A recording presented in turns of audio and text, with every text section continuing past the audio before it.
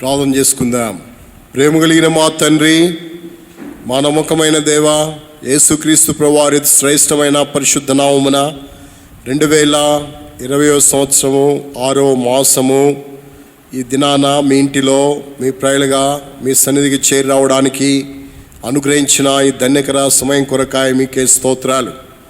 అబ్రహాము, ఇస్సాకు, యాకోబుల దేవుడవు, ఉన్నవాడను అనువాడను అని సెలవిచ్చిన దేవుడవు, అల్ఫయు ఒమేగా, మొదటివాడను కడపటివాడను అని సెలవిచ్చిన వాడవు, ఆకాశము భూమి సముద్రము అందరి సమస్తమును సృష్టించిన సృష్టికర్తవు, నిన్న నేడు నిరంతరం ఒకే రీతి ఉన్న దేవుడవు, మారని మాట తప్పని మార్పులేని దేవుడవు, శాశ్వతమైన ప్రేమను కలిగిన దేవుడవు, ప్రభువా విడువకమాయల కృప చూపిస్తున్నటువంటి తండ్రివి, పర్వతములు తొలిపోయిన మెట్టల తత్తలైన నా కృప నేను విడిచిపోదని అభయమిచ్చిన వాడవు, వాగ్దానములు ఇచ్చి నెరవేర్చిన దేవుడవు, పాపశాపగ్రస్తమైన మా జీవితాలను ప్రేమించి మీ ప్రియ కుమారుడైన యేసుక్రీస్తు ప్రభువారిని ఈ లోకంలోనికి పంపి ఆయన యొక్క శరీరమందు మా పాపముల యొక్క శిక్షను భరింపజేసి పుణ్యదానముగా బలియాగముగా ప్రభువా మా కొరకు బలిగావించబడటం ద్వారా అనుగ్రహించిన విమోచన విడుదల కొరకై స్తోత్రాలు.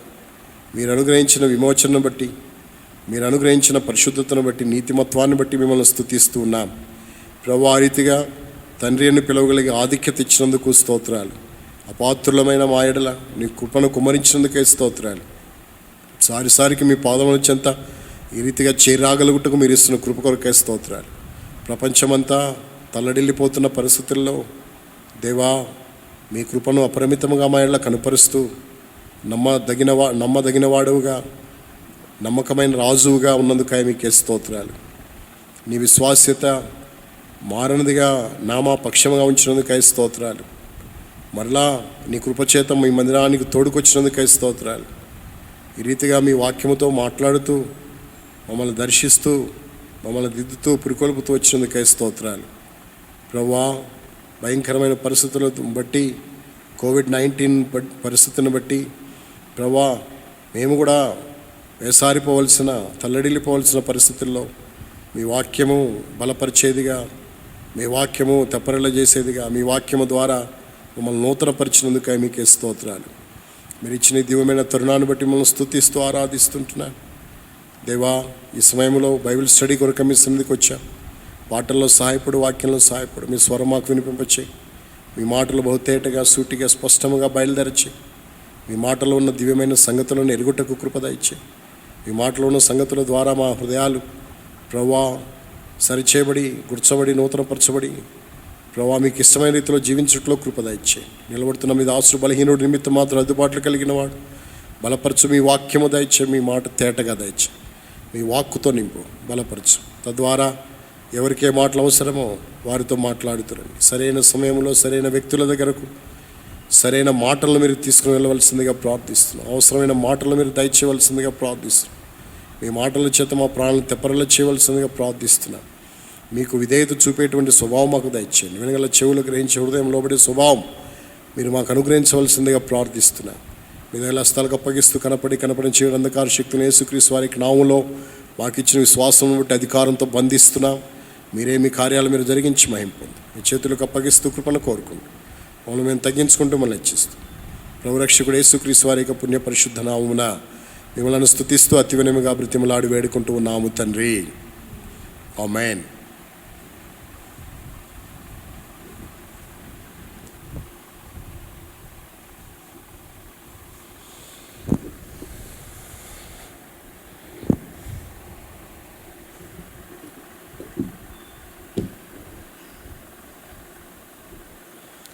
పాట సంఖ్య 198 కొత్త పుస్తకంలో, పాత పుస్తకంలో 760.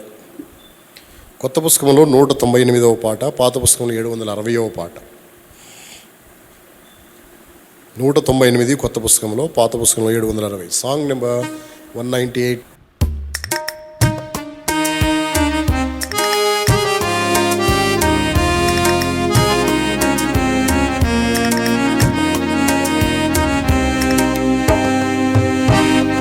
హల్లెలూయా పాడేదా ప్రభు నిన్ను కొనియాడేదన్. హల్లెలూయా పాడేదా ప్రభు నిన్ను కొనియాడేదన్ అన్ని వేళలయందునా నిన్ను పూజించి కీర్తింతును అన్ని వేళలయందునా నిన్ను పూజించి కీర్తింతును ప్రభువా నిన్ను నే కొనియాడేదను హల్లెలూయా పాడేదా ప్రభు నిన్ను కొనియాడేదను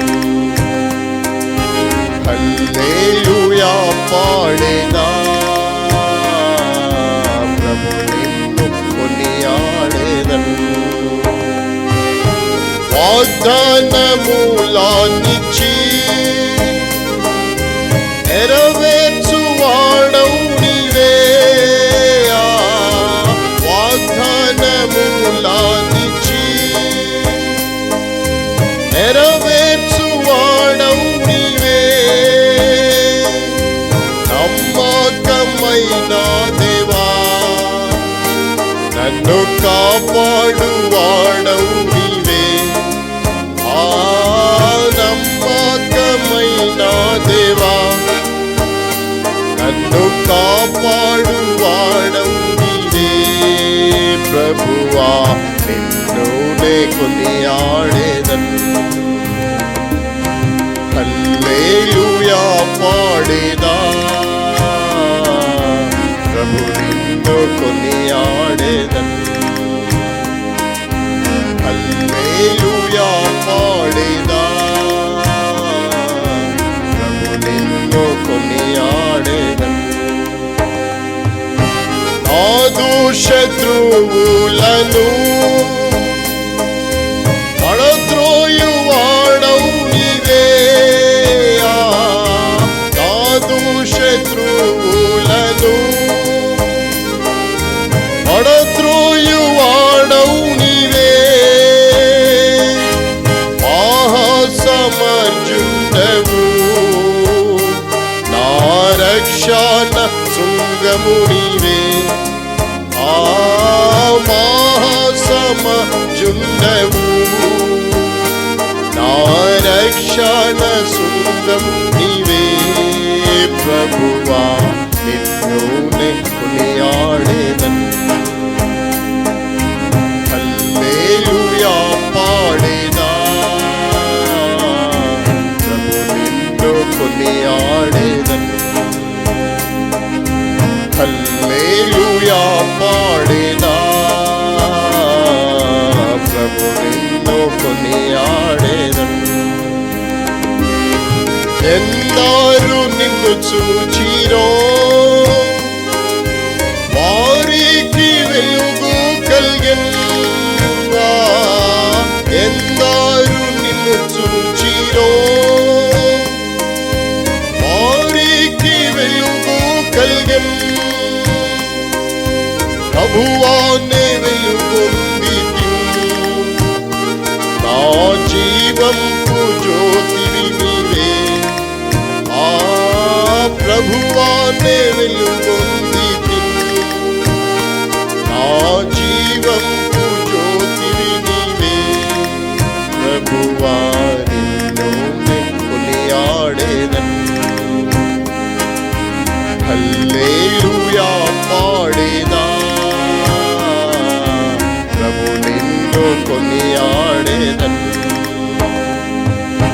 హల్లెలూయా పాడేదా ప్రభు నిన్ను కొనియాడేదన్ భయమును పారద్రోలి అభయమునిచ్చితివి భయమును పారద్రోలి అభయమునిచ్చితివి ఎబినేజర్ నీవై ప్రభు నన్ను సంరక్షించుచుంటివి ఎబినేజర్ నీవై వై ప్రభు నన్ను సంరక్షించుచుంది ప్రభువా నిన్ను కొనియాడెదను హల్లెలూయా పాడేదా ప్రభు నిన్ను కొనియాడెదను హల్లెలూయా పాడేదా ప్రభు నిన్ను కొనియాడెదను కష్టములన్నింటినీ ప్రియముగా భరింతును కష్టములన్నింటినీ ప్రియముగా భరింతును నీ కొరకే జీవింతును నా జీవం దాతవు నీవే నీ కొరకే జీవింతును నా జీవం దాతవు నీవే ప్రభువా నిన్ను కొనియాడెదను హల్లెలూయా పాడేదా ప్రభు నిన్ను కొనియాడెదను హల్లెలూయా పాడేదా ప్రభు నిన్ను కొనియాడెదను ఈ జీవిత యాత్రలో ఏమి సంభవించినా ఈ జీవిత యాత్రలో ఏమి సంభవించినా మహిమానికేమో ప్రభు ఇది ఏ నాది నా ప్రార్థన ఆ మహిమానికేమో ప్రభు ఇది ఏ నాది నా ప్రార్థన ప్రభువా నిన్ను కొనియాడెదను హల్లెలూయా పాడేదా ప్రభు నిన్ను కొనియాడెదను హల్లెలూయా పాడేదా ప్రభు నిన్ను కొనియాడెదను అన్ని వేళలయందునా నిన్ను పూజించి కీర్తింతును అన్ని వేళలయందునా నిన్ను పూజించి కీర్తింతును ప్రభువా నిన్ను కొనియాడెదను హల్లెలూయా పాడేదా ప్రభు నిన్ను కొనియాడెదను హల్లెలూయా పాడేదా ప్రభు నిన్ను కొనియాడెదను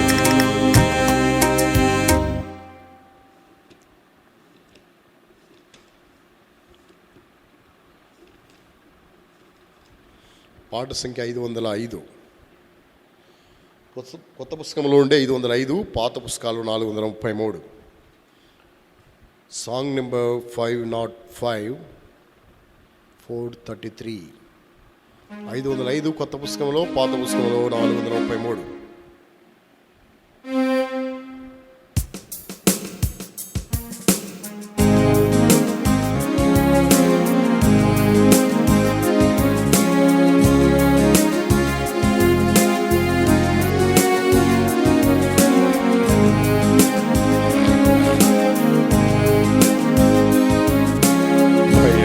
భయపడకుమో ఓ చిన్న మంద దయగాల మీ తండ్రి పిలచూచున్నాడు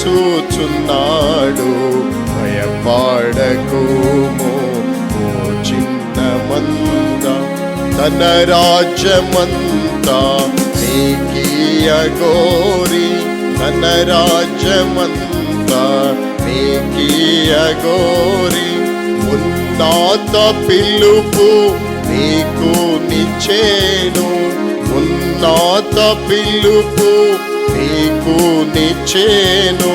తన రక్తమిచ్చి నిన్ను కొన్నాడు, తన రక్తమిచ్చి నిన్ను కొన్నాడు. భయపడకుము చిన్నమంతా, దయగాల మీ తండ్రి పిలచుచున్నాడు.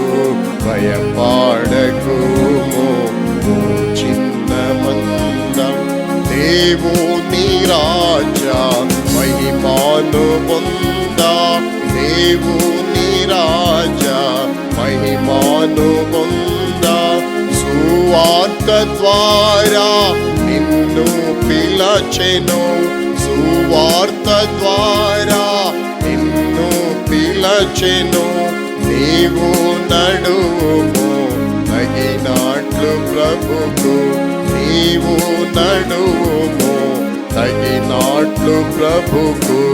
భయపడకుము ఓ చిన్నమంద, దయగాల మీ తండ్రి పిలచుచున్నాడు. భయపడకుము ఓ చిన్నమంద, పరిశుద్ధులలో మాతృని జయా, పరిశుద్ధులలో మాతృని జయా. పరలోక పిలుపు నీకు నిచ్చేను, పరలోక పిలుపు నీకు నిచ్చేను. ప్రభుని స్వాస్యమును నీకిచ్చు, ప్రభుని స్వాస్యమును నీకిచ్చు. భయపడకుము ఓ చిన్నమంద, దయగాల మీ తండ్రి పిలచుచున్నాడు.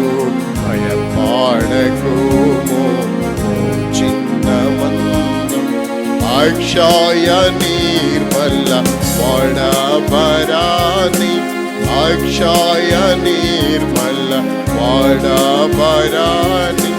రక్షణ స్వాస్యము భద్రపరచి, రక్షణ స్వాస్యము భద్రపరచి. నిశ్చయముగా నిన్ను పిలచెను, నిశ్చయముగా నిన్ను పిలచెను. భయపడకుము ఓ చిన్నమంద, దయగాల మీ తండ్రి పిలచుచున్నాడు. భయపడకుము ఓ చిన్నమంద, తన కుమారుని నీ కోరకీయా, తన కుమారుని నీ కోరకీయా. వెనుదీయలేదు నీ ప్రియ తండ్రి, వెనుదీయలేదు నీ ప్రియ తండ్రి. తన స్వాస్యమంతా నీ కోరకీచు, తన స్వాస్యమంతా నీ కోరకీచు. భయపడకుము ఓ చిన్నమంద, దయగాల మీ తండ్రి పిలచుచున్నాడు. భయపడకుము ఓ చిన్నమంద, పరిశుద్ధాత్మలో నిన్ను శుద్ధి చేసి, పరిశుద్ధాత్మలో నిన్ను శుద్ధి చేసి. పరిశుద్ధుల స్వాస్యము నీకియా, పరిశుద్ధుల స్వాస్యము నీకియా. తెరువా చేసేను నీ కన్నులను, తెరువా చేసేను నీ కన్నులను.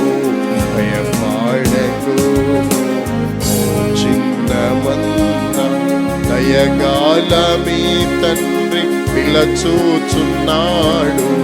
భయపడకుము ఓ చిన్నమంద, సిలువలో యేసు చనిపోయి బ్రతికే, సిలువలో యేసు చనిపోయి బ్రతికే, గెలిచే సమాధి బలమీయ నీకు, గెలిచే సమాధి బలమీయ నీకు.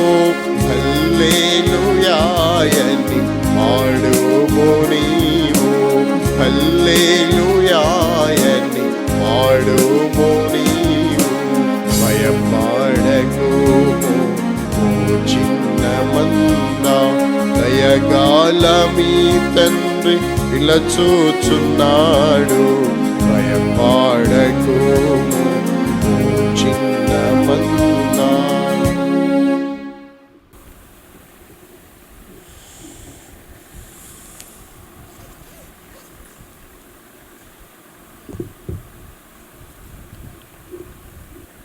దేవుని యొక్క వాక్యాన్ని మనము ధ్యానించి మన జీవితాలను వాక్య వెలుగులో పరిశీలించుకొని వాక్యానుసారమైన జీవితము కలిగిన వారముగా ఈ లోకములో ప్రభు కొరకై జీవించున్నట్లు కొన్ని నిమిషాలు దేవుని యొక్క వాక్యాన్ని మనం ధ్యానించవలసిన వారమైంటున్నాం.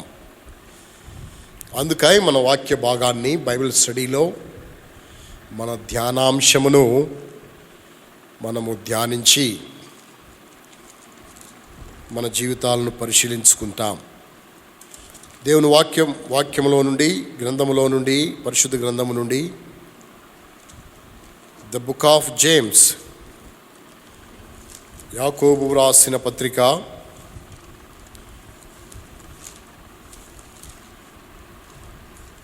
5వ అధ్యాయము 17-18 వచనాలు. The book of James chapter 5 17 and 18. యాకోబు రాసిన పత్రిక 5వ అధ్యాయం 17-18 వచనాలు. ఏలియా మన వంటి స్వభావము గల మనుషుడే, వర్షింపకున్నట్లు అతడు ఆసక్తితో ప్రార్థన చేయగా 3.5 సంవత్సరముల వరకు భూమి మీద వర్షింపలేదు. అతడు మరలా ప్రార్థన చేయగా ఆకాశం వర్షమిచ్చెను, భూమి తన ఫలము ఇచ్చెను. ఏలియా భక్తుని యొక్క జీవితము యాకోబు భక్తుడు రాస్తూ వచ్చినాడు. వాస్తవంగా ఏలియా భక్తుడు పాత నిబంధన గ్రంథములో కనబడతాడు మనకి. నూతన నిబంధన గ్రంథములో కూడా ఏలియా యొక్క ప్రస్తావనను మనం చూడగలుగుతూ వచ్చినాం. ప్రభువైన యేసుక్రీస్తు వారు 33.5 సంవత్సరాలు ఈ భూమి మీద జీవించినప్పుడు ఆయన కూడా తన నోటితో తాను పలుకుతూ వచ్చినాడు. ఏమని అనగా, ఇశ్రాయేలు దేశంలో అనేక మంది విధవరాండ్రు ఉండినను సారేపతులోని విధవరాల యుద్ధకే కానీ మరి ఎవరి యుద్ధకు దేవుడు ఏలియాను పంపలేదు అని. కాబట్టి ఏలియా భక్తుని యొక్క జీవితాన్ని మన ప్రభువైన యేసుక్రీస్తు వారు ఉదాహరించినట్లుగా దేవుని వాక్యములో మనం చదువుతుంటున్నాం. తిరిగి యాకోబు భక్తుడు కూడా చెప్పాడు. ఏమని? యాకోబు భక్తుని యొక్క తలంపు, యాకోబు భక్తుడు ఏలియా యొక్క భక్తి జీవితాన్ని, ప్రార్థన జీవితాన్ని, ఆసక్తిని ఎత్తి చూపుతూ రాసినాడు. ఏలియా ప్రవక్త గొప్ప కార్యములు చేశాడు, అతడు మన వంటి స్వభావం కలిగిన మనుషుడే అని. అతని యొక్క స్వభావము ఎలాంటిదో మనము కూడా అదే స్వభావం కలిగిన వారము, అయినప్పటికీ అతడు గొప్ప కార్యములు చేయగలిగినాడు అని.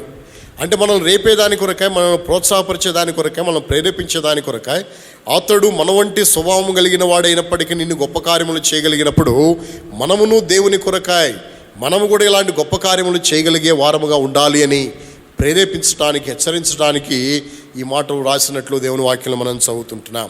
అందుకే ఏలియా భక్తుని యొక్క జీవితాన్ని గత కొన్ని వారాల్లో ధ్యానించడానికి ప్రభు కృప ఇస్తూ వచ్చినాడు. అనేక విషయాలను మనం జ్ఞాపకం చేసుకుంటూ వచ్చాం. ఏలియా భక్తుణ్ణి దేవుడు పిలిచాడు గిలాదు ప్రాంతము నుండి. దేవుడు ఆహాబు ఎదుట నిలబడి ఆహాబుకు వ్యతిరేకంగా, ఆహాబు యొక్క పరిపాలనకు వ్యతిరేకంగా, ఆహాబు పూజించే బయలు దేవతకు వ్యతిరేకంగా అతడు ప్రకటన చేయగలిగినాడు.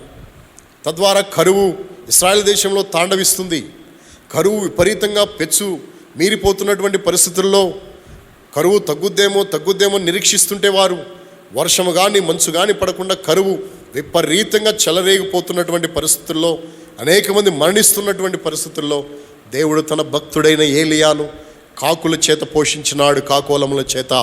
కాకోలముల చేత ఏలియాను పోషించటమే కాదు, వాగు నీరు చేత అతని దప్పికను తీరుస్తూ అతన్ని పోషించినాడు. వాగులో నీరెండిపోయిన తర్వాత ఆ భక్తుని యొక్క పరిస్థితిని గురించి జోక్యం చేసుకున్న దేవుడు, పట్టింపు కలిగినటువంటి ఆ దేవుడు తన ఘనమైన కార్యాన్ని జరిగించడానికి ఆ భక్తుని జ్ఞాపకం చేసుకుంటూ వచ్చాడు. ఆ భక్తుడు కూడా దేవుని యందు ఆసక్తి కలిగిన వాడు, దేవునికి విధేయత కలిగిన వాడు. అందుకే ఆ భక్తుని విషయంలో దేవునికి ఎంతో పట్టింపు ఉంది. వాగెండిపోతున్న పరిస్థితుల్లో దేవుడు వెంటనే చెప్పాడు, నీవు బయలుదేరి సీదోను పట్టణ సంబంధమైన సారేపతనే పట్టణానికి వెళ్ళు, అక్కడ ఒక విధవరాలకి నేను సెలవిచ్చితిని, అక్కడికి వెళ్ళి నువ్వు అక్కడ ఉండుము అని సెలవిచ్చినాడు.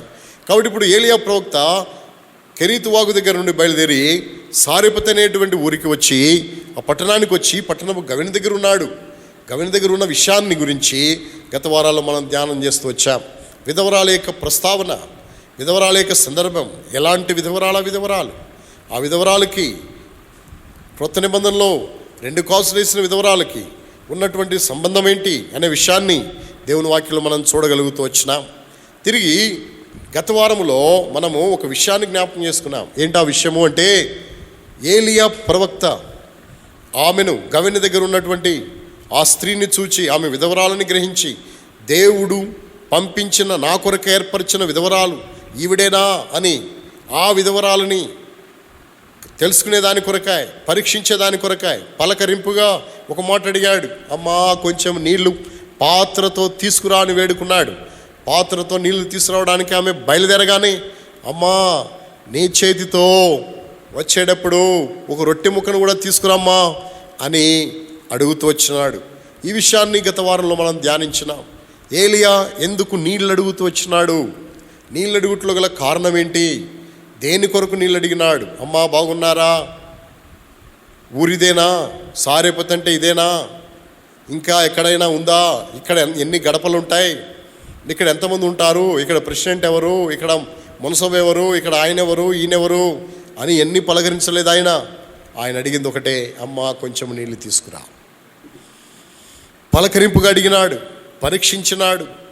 అంతేకాదు, ఈమె వెళ్ళి నాకు నీళ్లు తీసుకొస్తే ఫలం ఇవ్వబడుతుంది, ఈవిడికి దేవుని ప్రజలకు మేలు చేస్తే దేవుడు మేలు చేస్తాడు అనే విషయము, తిరిగి ఏదైతే వారికి లేదో అది ఇవ్వటానికి, వారి దగ్గర లేని దాన్ని ఇవ్వటం కొరకే వాళ్ళు అడుగుతూ వచ్చినారు. అంతేకాదు, వివేకముగా మాట్లాడుతూ వచ్చినాడు ప్రవక్త. ఆ విధంగా ఏలియా ప్రవక్త యొక్క సందర్భాన్ని గత వారంలో మనము కొన్ని విషయాలు ధ్యానించడానికి కృప చూపుతూ వచ్చిన వాడై ఉంటున్నాడు. ఈ దినాన మరొక విషయాన్ని మనము ధ్యానించే వారమై ఉంటున్నాం. ఏంటి ఆ విషయము? మొదటి రాజుల గ్రంథం 17వ అధ్యాయం, 1 Kings chapter 17. మొదటి రాజుల గ్రంథం 17వ అధ్యాయంలోని ఒక మాటను మనం జ్ఞాపకం చేసుకుంటాం. 12వ వచనాన్ని చదువుతాం. 17వ అధ్యాయంలోని 12వ వచనాన్ని మనం అందరం కలిసి చదువుకుంటాం. 12వ వచనం, అందుకామె నీ దేవుడైన యెహోవా జీవము తోడు, తొట్టెలో పట్టెడు పిండియు బుడ్డెలో కొంచెము నూనెయు నా యొద్ద ఉన్నవే గాని అప్పమొకటైనను లేదు. మేము చావకముందు నేను ఇంటికి పోయి వాటిని నాకును నా బిడ్డకును సిద్ధము చేసుకునే వాళ్ళని కొన్ని పుల్లలు ఏరుటికాయ వచ్చి తినను. తిరిగి 13వ వచనం కూడా చదువుతాం. అప్పుడు ఏలి ఆమెతో ఇట్లను, భయపడవద్దు, పోయి నీవు చెప్పినట్లు చేయము. అయితే అందులో నాకు ఒక చిన్న అప్పము మొదట చేసి నా ఎద్దుకు తీసుకుని రమ్ము. తర్వాత నీకును నీ బిడ్డకును అప్పములు చేసి కొనుము. నీకును నీ బిడ్డకును అప్పములు చేసుకో. ఇక్కడ అంటున్నాడు ఏలియా ప్రవక్త ఆమెతో మాట్లాడాడమ్మా, నీళ్ళు తీసుకురమ్మా. నీళ్ళకై బయలుదేరితే అమ్మా చిన్న రొట్టె ముక్క తీసుకురమ్మా అన్నాడు. అప్పుడు ఆమె నోరు తెరిచి గంభీరంగా చెప్పింది ఆవిడ, అయ్యా యెహోవా జీవము తోడు, తొట్టెలో పట్టెడు పిండి, బుడ్డెలో కొంచెము నూనె తప్ప ఇంకేమీ లేవు మా దగ్గర. వాటిని తినేదాని కొరకాయ పుల్లలు ఏరుకోవడానికి ఇక్కడికి వచ్చాను.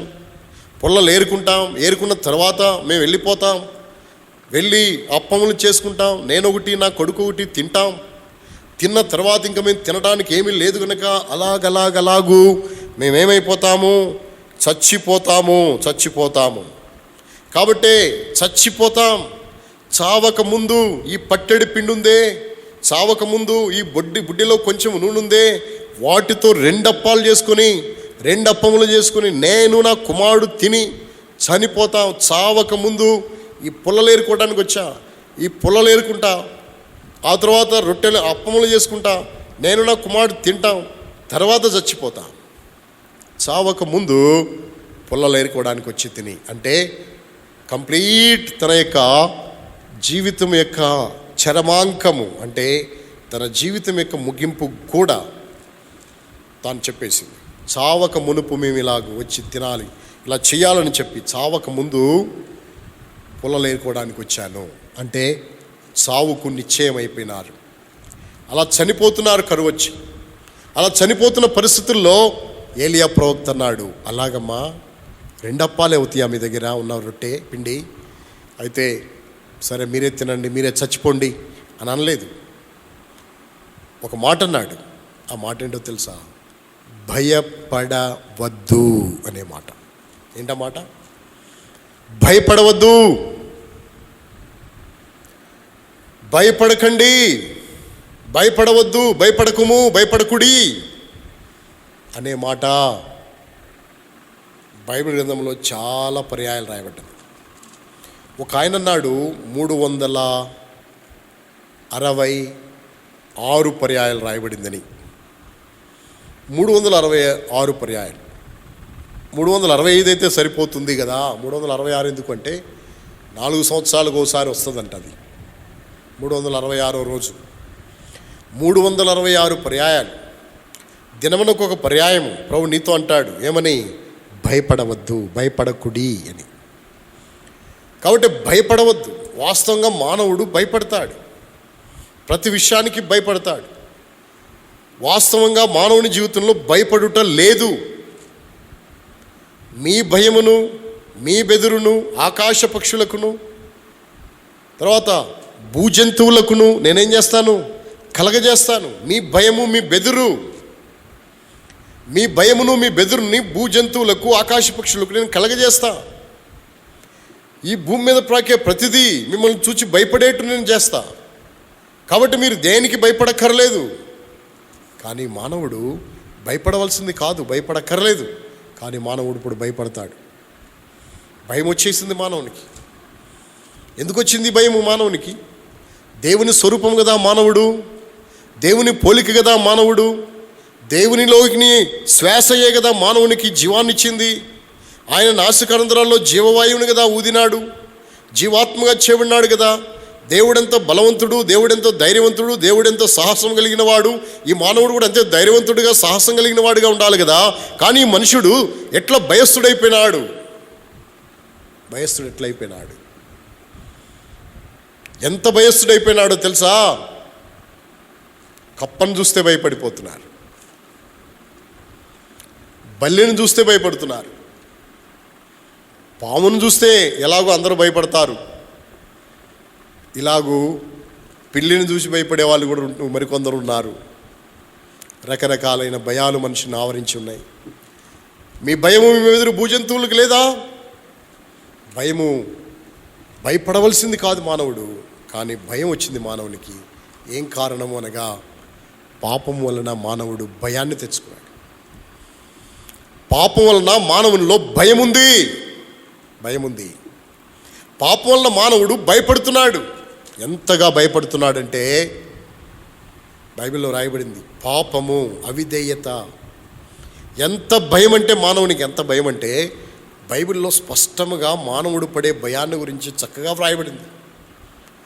మరి కొంతమంది ఇంకెంతగా భయపడుతున్నారు, కొంతమంది ఇంకెంతగా భయపడుతున్నారు, ఎవరెవరు ఏ భయం యొక్క స్థాయి ఏంటి, ఎవరెవరు ఏ స్థాయిలో భయపడుతున్నారో బైబిల్లో స్పష్టంగా రాయబడింది. ఏం భయాలవి, ఎలాంటి భయములవి దేవుని వాక్యంలో మనం చదువుతాం. రండి, వారు పడే భయం ఎలాంటిదో. ఆ భయానికి ఓ పేరు కూడా పెట్టబడింది. ద్వితీయోపదేశ కాండం, డ్యూటరానమీ చాప్టర్ 28, ద్వితీయోపదేశ కాండము 28వ అధ్యాయము 66వ వచనాన్ని నేను చదువుతున్నాను. నీకు ఎల్లప్పుడూ ప్రాణభయము కలిగి ఉండును. ఏ భయం ఉంటుంది? ప్రాణభయము ఎల్లప్పుడూ ఉంటుందంట. ప్రాణభయం. అమ్మో చచ్చిపోతానేమో, ప్రాణం పోద్దేమో.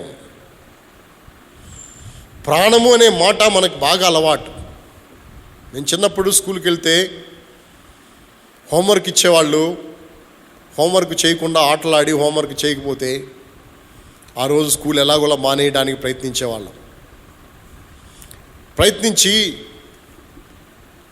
స్కూల్కి వెళ్తే హోంవర్క్ అడుగుతారని చెప్పి హోంవర్క్ చేయలేదు కాబట్టి జ్వరం వచ్చిందనో, కడుపు నొప్పనో, లేదా తలనొప్పనో ఏదో ఒకటి.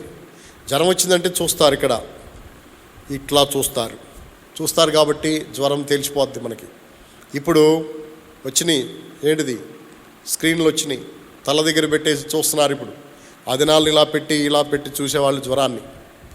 అయితే జ్వరం అంటే తెలిసిపోద్దని దొరికిపోతామని చెప్పి కడుపులో నొప్పి అని చెప్పేది.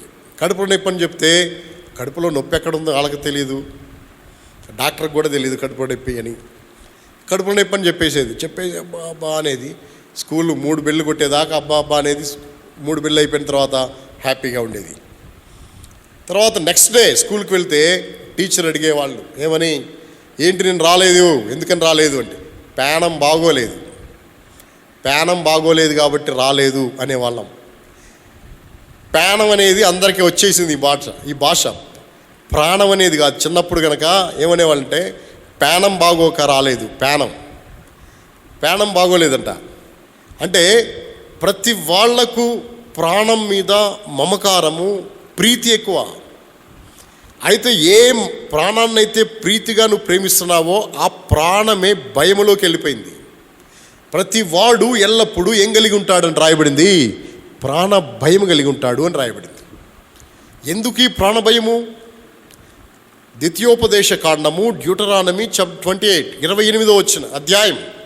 28వ అధ్యాయంలో ఆశీర్వాదముల దీవెనల అధ్యాయం, అదే సమయంలో శాపముల అధ్యాయము 28వ అధ్యాయం. దీవెనలు వస్తాయి, ఇవన్నీ నీ మీదకి వచ్చి నీకు ప్రాప్తిస్తాయి. అదే సమయంలో దేవుని మాట వినని ఎడలా నీకు ఈ శాపములన్నీ వస్తాయి. అందులో ఒక శాపం ఏంటో తెలుసా? ప్రాణ భయం ఉంటుంది ఎల్లప్పుడు. ఆ భయం ఎలా ఉంటుంది అంటావు రండి. 67వ వచనం, నీవు రేయింబగళ్ళు భయపడదు. ఎప్పుడు భయపడతావు? రేయింబగళ్ళు భయపడతావు. అంటే రేయింబగళ్ళు అంటే రేయి, రాత్రి, బగళ్ళు అంటే పగలు, రాత్రింబగళ్ళును భయపడతా ఉంటావు. ఎలాంటి భయము చేత? నీ ప్రాణము నీకు దక్కునను నమ్మకము నీకేమీ ఉండదు.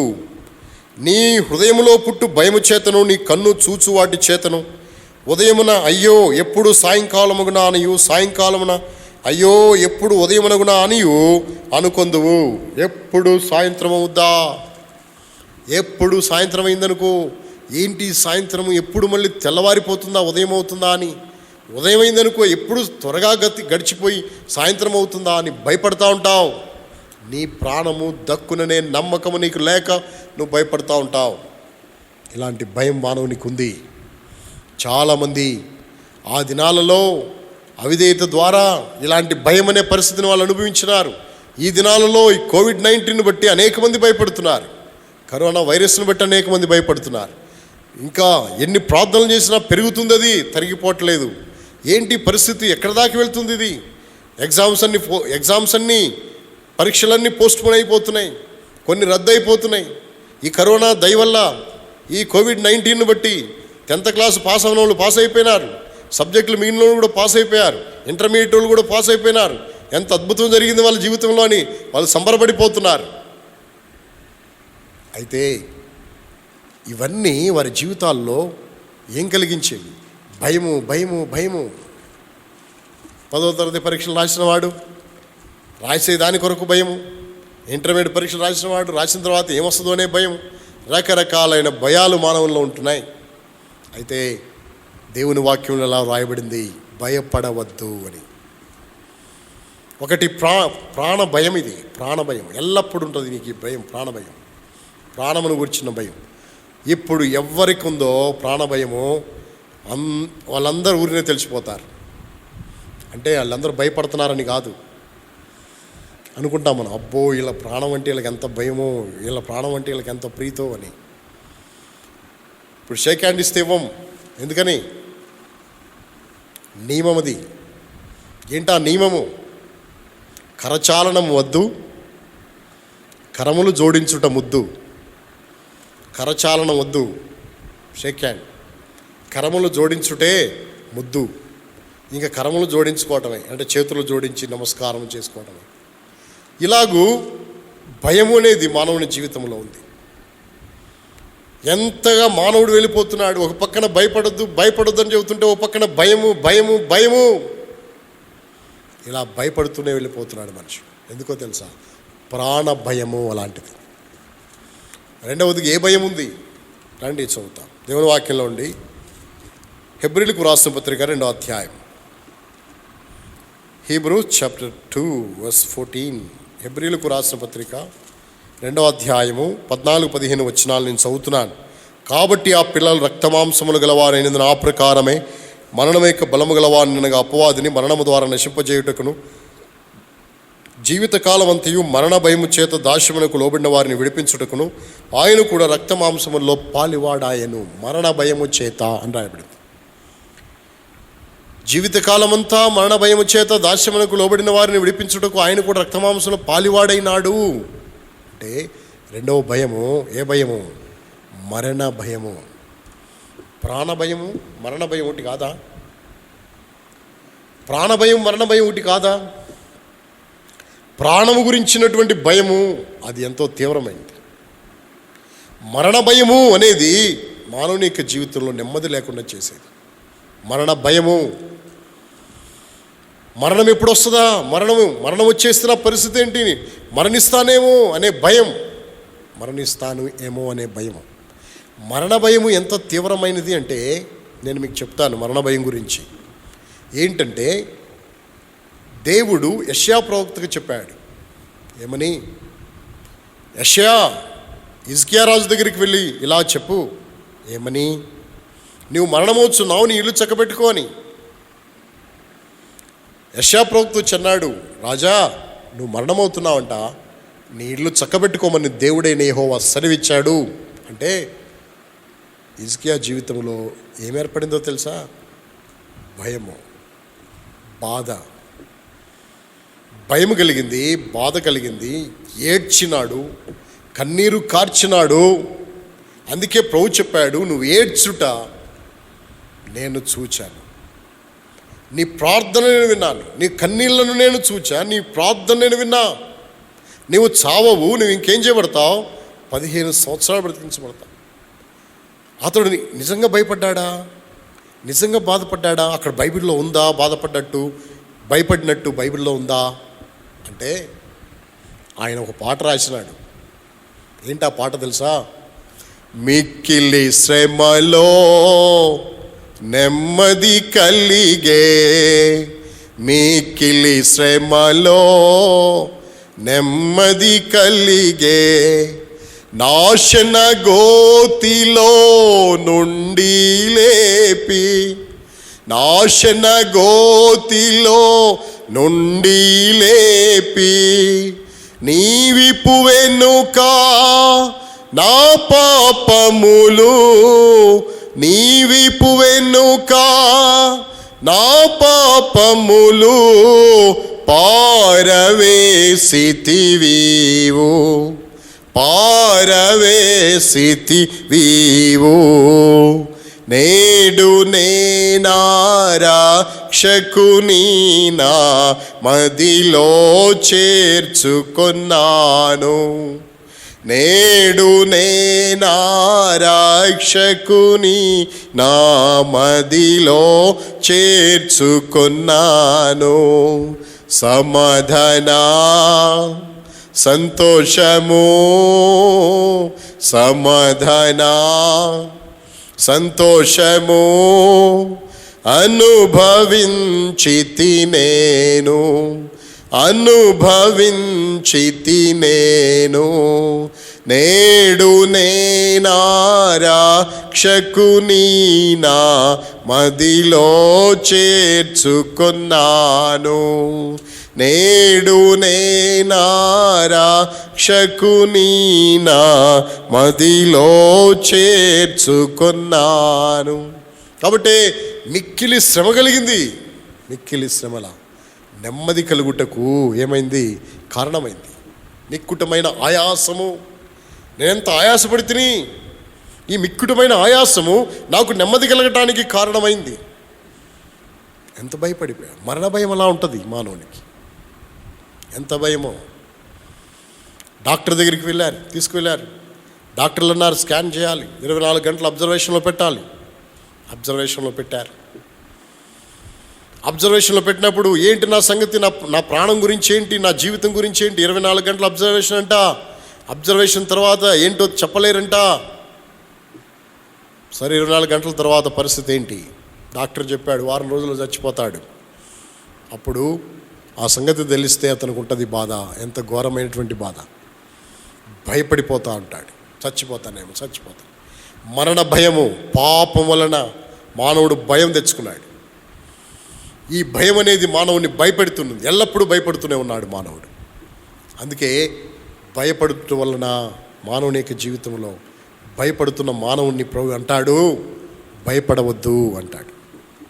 ఇక్కడ ఈ స్త్రీని కూడా ప్రభు అంటున్నాడు, ఏమంటున్నాడు? ఏలియా ప్రవక్త అంటాడు ఏమవద్దు, భయపడద్దు. ఎందుకు అసలు వీళ్ళకి ఇంత భయం రావడానికి కారణం ఏంటి? ఆమె భయంగానే చెప్తుంది, అయ్యా యెహోవా జీవంతోడు పట్టెడు పిండి కొంచెము నూనె. చావక మునుపు పొల్లలు ఏరుకుని అప్పములు కాల్చుకుని, పొల్లలు ఏరుకుందామని వచ్చా, అప్పములు కాల్చుకోవడానికి. చావక ముందు పొల్లలు ఏరుకోవడానికి వచ్చాను అని తన యథార్థమైన సంగతే చెప్పింది. అయితే అందులో ఉన్న విషయం ఏంటో తెలుసా? భయముతో చెప్తుంది. అందుకన్నాడు, అమ్మా ఇంకా చచ్చిపోతాం మేము, ఇక చచ్చిపోతాం. చావక ముందు ఇది చేద్దామని వచ్చా, ఇక చచ్చిపోవడమేమో పని అని చావక ముందు పుల్లలు ఏరుకోవడానికి వచ్చానంటే, అంటే చావును గురించిన భయము, చచ్చిపోతామనేటువంటి ఆందోళన, చనిపోతామే ఇక మా జీవితం, ఇంకేమీ లేదనే నిరాశ ఆమె జీవితంలో ఉంది. కారణం ఏంటో తెలుసా? భయం. అందుకే అన్నాడు, ఏమన్నాడు? భయపడవద్దు. అసలు వీరికి పరిస్థితి రావడానికి కారణం ఏంటి? తొట్టిలో పట్టెడు పిండి, బుడ్డిలో కొంచెము నూనె ఉండటానికి కారణం ఏంటి? వారి తొట్టి పొంగి పొరలాలి కదా. దేవుని వాక్యం రాయబడింది, నీ గంపయు నీ పిండి బీజు తొట్టియు ఏం చేయబడును? దీవించబడును. నీ కొట్లలో ధాన్యము సమృద్ధిగా ఉండును, నీ గానుగుల్లో నుండి నూనె ప్రవహించును. ఇవి వాగ్దానాలు కదా. పొంగి పొర్లును నూనె, నీ యొక్క గానుగుల్లో నుండి క్రొత్త నూనె పొంగి పారుతూ ఉంటుంది కదా. నీ యొక్క గంప, నీ పిండి పిసుకు తొట్టె దీవించబడుతుంది కదా. ఈ దీవెనలన్నీ పోయినాయా వాళ్ళకి? గంప, పిండి పిసుకే తొట్టి దీవించబడాలి కదా. పట్టెడు పిండి కొంచెం నూనె ఉండటానికి కారణం ఏంటి? ఒక కారణం ఉంది. ఆ కారణం ఏంటో తెలుసా? దేవుని ప్రజలు అవిధేయత చూపినప్పుడు, అవిధేయత వలన వారి కొరకు దేవుడు చేసే పని ఏంటో తెలుసా? ఆకాశాన్ని భూమిని మార్చేస్తాడు దేవుడు. ఎట్లా మారుస్తాడు? రండి, ద్వితీయోపదేశకాండం, డ్యూటరానమీ చాప్టర్ 28, ద్వితీయోపదేశకాండం 28వ అధ్యాయం, 28వ అధ్యాయం, 24వ వచనాన్ని నేను చదువుతున్నాను. 23, 24 వచనాలు. డ్యూటరానమీ చాప్టర్ 28 వర్స్ 23, 24, 23, 24 వచనాలు. నీ తలపైని ఆకాశము ఇత్తడి వలె ఉండును, నీ క్రింద ఉన్న నేల ఇనుము వలె ఉండును. యెహోవా నీ దేశపు వర్షమును ధూళిగాను బుగ్గిగాను చేయును. నువ్వు నశించు వరకు అది ఆకాశము నుండి నీ మీదకి వచ్చును. ఆకాశం నుండి వస్తుంది. నీ తల మీద ఉన్న ఏంటిది? ఆకాశం. ఏమైపోతుందో తెలుసా? ఇత్తడి. నీ క్రింద ఉన్న నేల ఉందే, అదేమవుతుందో తెలుసా? ఇనుములాగా అయిపోద్ది. నీ ఆకాశాన్ని ధూళిలాగా, తర్వాత దేనిలాగా?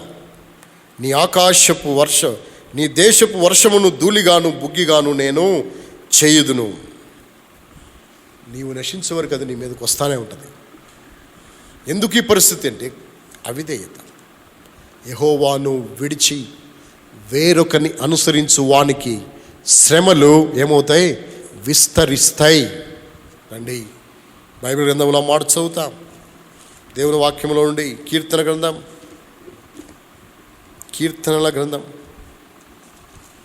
16వ అధ్యాయం, సామ్ 16, 16, 16వ అధ్యాయం, కీర్తనలు 16. 4వ వచనాన్ని చదువుతున్నాను. యెహోవాను విడిచి వేరొకను అనుసరించు వానికి శ్రమలు విస్తరించును. వారు అర్పించు రక్తపాని అర్పణ అర్పింపును. వారి పేర్లు నా పెదవుల నెత్తను. యెహోవాను విడిచి వేరొకను అనుసరించు వానికి శ్రమలు ఏమవుతాయి? విస్తరిస్తాయని రాయబడింది. వీళ్ళు యెహోవాను విడిచిపెట్టారు, బయలుదేవతను పూజిస్తున్నారు, యెహోవాను మరిచారు, యెహోవాను విడిచిపెట్టేసినారు. యెహోవా బలిపీఠము పడద్రోయబడి ఉన్నది. కానీ వారు ప్రతి పచ్చని చెట్టు కింద బయలుకు బలిపీఠాలు కడుతూ వచ్చినారు. అనేక మంది బయలు ప్రవక్తలు విస్తరించున్నారు దేశమంతా. 450 మంది ప్రవక్తలు బయలుదేరి ఉన్నారు. వారందరూ బహుగా విస్తరించారు. దేశంలో 450 మంది ప్రవక్తలు ఉండిరి. ఇలాంటి బయలుదేవత ఆరాధన బహుగా పెచ్చుమీరిపోతూ వచ్చినటువంటి పరిస్థితి. అటువంటి పరిస్థితుల్లో దేవుడు అన్నాడు, విధేయత చూపకపోతే, అవిధేయతగా ప్రవర్తిస్తే, అవిధేయులుగా జీవిస్తే ఆకాశము ఇత్తడవుతుంది, నేల ఏమవుతుంది? ఇనుముగా అయిపోతుంది. ఇదే మాట బైబిల్ గ్రంథంలో 29వ అధ్యాయం, లేవియా కాండము 29వ అధ్యాయం 16వ వచనంలో కూడా మనం చూస్తాం. లెవిటికస్ చాప్టర్ 26, 26వ అధ్యాయం 19వ వచనాన్ని నేను చదువుతున్నాను. మీ బల గర్వమును భంగపరిచి ఆకాశము ఇనుము వలెను భూమి ఇత్తడి వలెను ఉండజేసేదను. ఆకాశం ఎలా చేస్తాడు? ఇనుము వలె. భూమి ఎలా చేస్తాడు? ఇత్తడి వలె చేస్తానంటున్నాడు దేవుడు. మీ బల ఏంటి? గర్వమును అణిచివేసి, బల గర్వమును అణిచివేసి, భంగపరిచి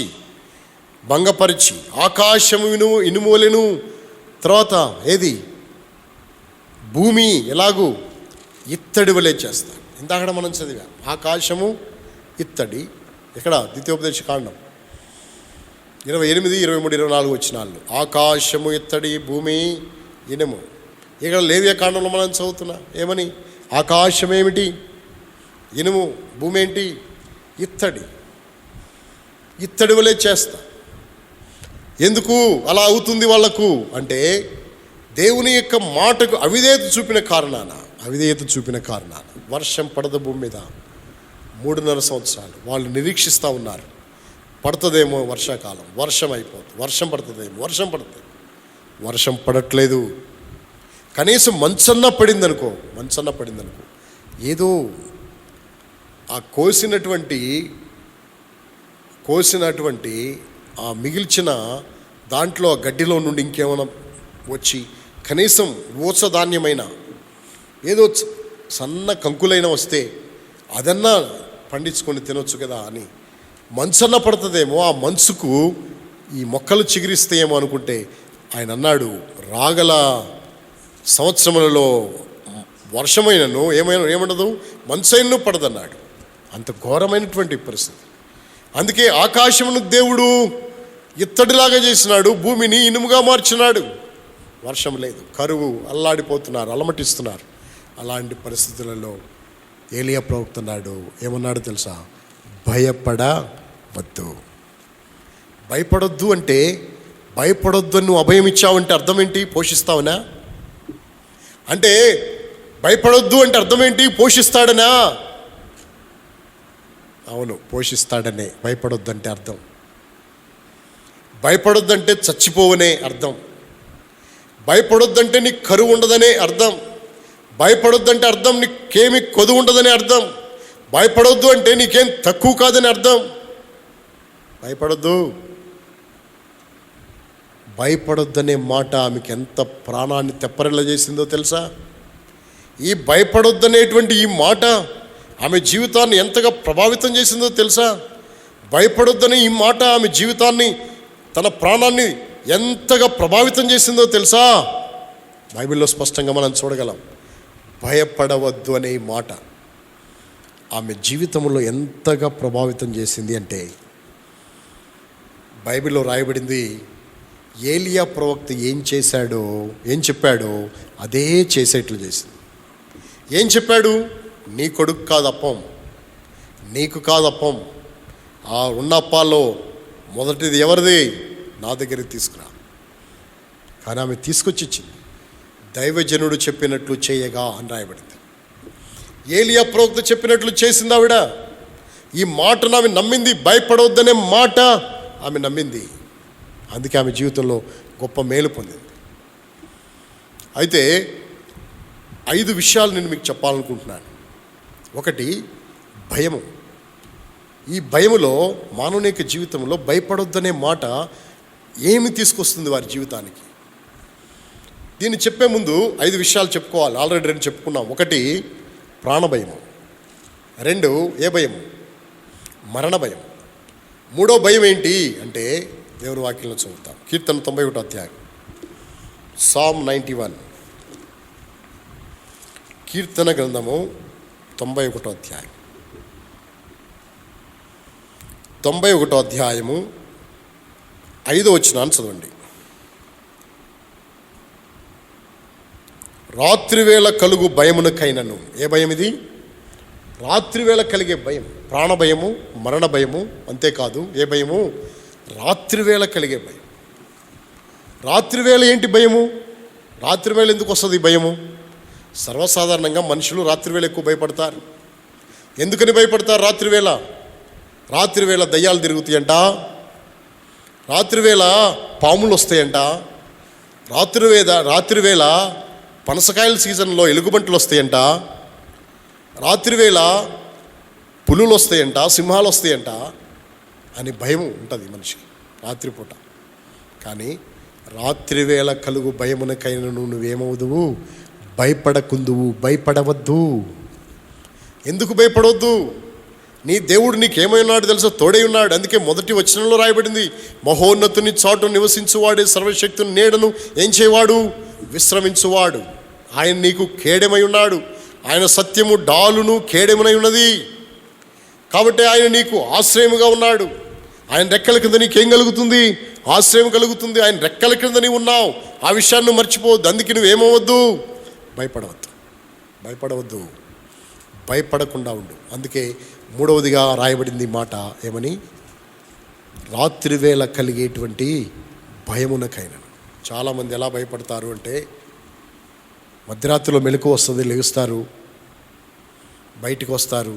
బయటకు వచ్చినప్పుడు వాళ్ళ నీడ కనపడతా ఉంటుంది. వాళ్ళ నీడను చూసుకుని వాళ్ళు భయపడిన వాళ్ళు ఉన్నారు. వాళ్ళ నీడను చూసి భయపడిపోయి జ్వరం వచ్చేసి ఇంకా బాధపడే వాళ్ళు ఉన్నారు. పిల్లలు కూడా త్వరగా భయపడతా ఉంటారు. భయపడినప్పుడు అపవాది కార్యము చేత వాళ్ళు పీడించబడతా ఉంటారు భయము వలన. కాబట్టి ఇలాంటి భయము మానవుని ఆవరిస్తుంటుంది.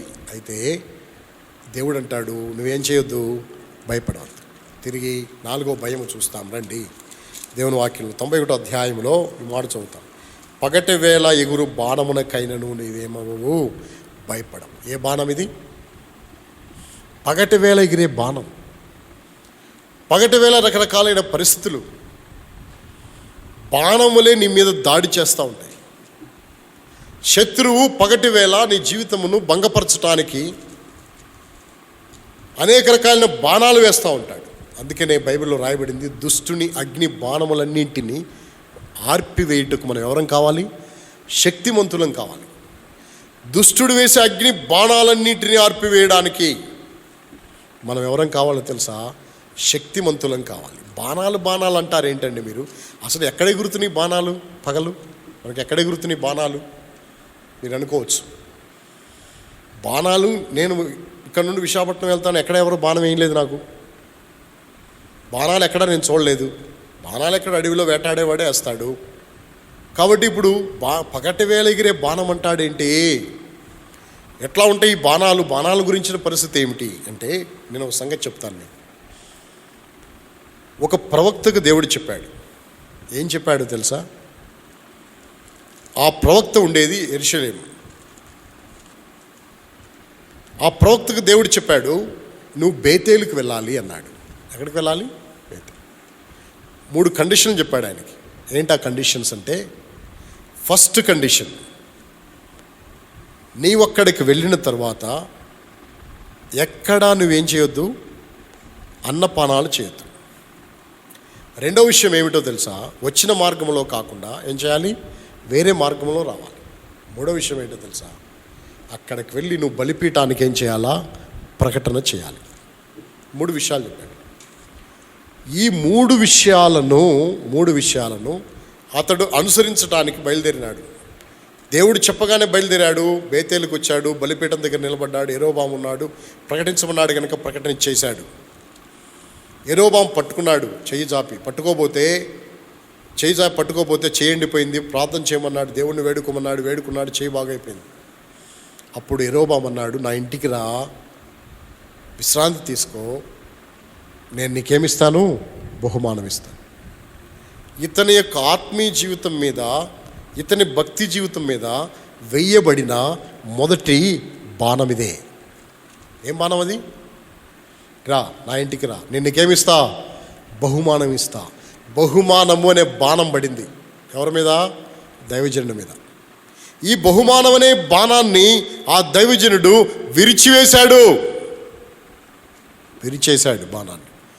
నీ ఇంటెడు సగం ఇచ్చినా, నీ ఇంటిలో బంగారం ఇచ్చినా, ఏమిచ్చినా నేను మాత్రం నీ దగ్గరికి రాను. విరిచినాడు బాణాన్ని. రెండవ బాణం, ముసలి ప్రవక్త వెళ్ళి అన్నాడు, నా ఇంటికి రా, నేను కూడా ప్రవక్తనే, నువ్వు వచ్చి రైట్గా భోజనం చేయి, అన్నపానాలు పుచ్చుకో అంటే చెప్పాడు. దేవుడు అన్నాడు, ఏ ఇంటికి వెళ్ళొద్దు, ఎక్కడ నువ్వు అన్నపానములు పుచ్చుకోవద్దు, వచ్చిన మార్గంలో కాకుండా వేరే మార్గంలో రా అని చెప్పాడు. అందుకే నేను నీ ఇంటికి రాజాలను అన్నాడు. ఎప్పుడైతే రాజాలను అన్నాడో అప్పుడు ఒక బాణం వేసినాడు.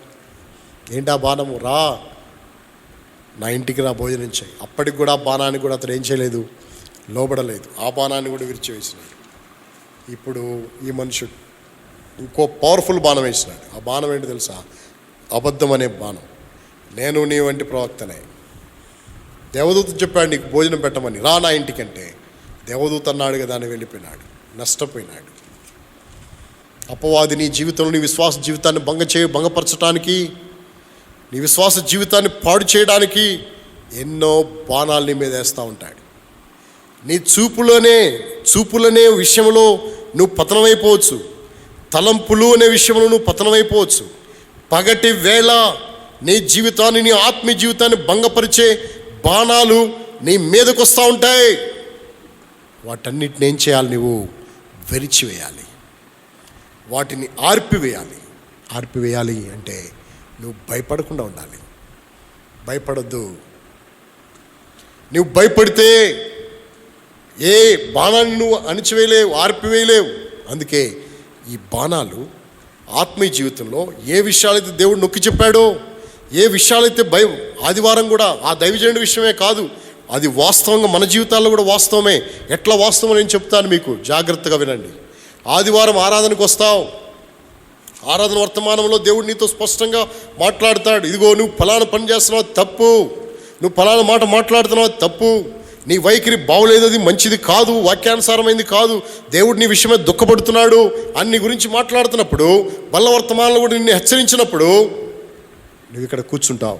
నేను ఇక అట్లా చేయను, నేను జాగ్రత్తగా ఉంటాను, నేను మంచిగా ఉంటా అని తీర్మానం చేసుకుని గుమ్మము దాటి వెళ్ళంగానే ఫస్ట్ నీకు బాణం పడిపోద్ది. అక్కడే ఎక్కడ? గుమ్మం దగ్గర. మళ్ళీ అదే పాపం. ఇంకా మార్గంలో వెళ్తూ ఉంటాం, ఇంకో బాణం, ఇలా అపవాది బాణాలు వేస్తూ ఉంటాడు. అందుకే బైబిల్ ఇలా రాయబడింది, అపవాది మీలో కొందరిని చెరలో వేయింపబోచున్నాడు, 10 దినములు ఏం కలుగును? శ్రమ కలుగును, మరణం వరకు నమ్మకంగా ఉండు, నేను నీకేమిస్తా? జీవకిరీటం ఇస్తా. గొప్ప పౌరుషం కలిగిన, రోషం కలిగిన ఈ దైవజనుడు 2 బాణాలు విరవగలిగినాడు. 3వ బాణానికి ఏమైపోయినాడు తెలుసా? పతనమైపోయినాడు, నష్టపోయినాడు. పగటి వేళ ఎగిరే బాణము చాలా భయంకరమైనది. నీ ఆత్మీయ జీవితాన్ని పాడు చేయడానికి కారణమవుతుంది. అందుకే నీ జీవితంలో భయపడవద్దు. నీ దేవుడు నీ పక్షమై ఉన్నాడు. ఆయన ఆశ్రయముగా చేసుకో. ఆయన రెక్కల కిందకి రా, ఆయన చాటుకు రా. ఆయన నీకు సమీపంగా ఉన్నాడు. భయపడవద్దు అని నేను పిలుస్తున్నాడు. ఆయన దగ్గరికి వస్తావా, నీ జీవితంలో నువ్వు ధన్యుడు అవుతావు. అందుకే అలాగూ మన జీవితాల్లో మనం ధన్యులంగా అయ్యే దాని కొరకాయ ఆయన రెక్కల కిందకు మనం రావాల్సిన వారం అంటున్నాం. 1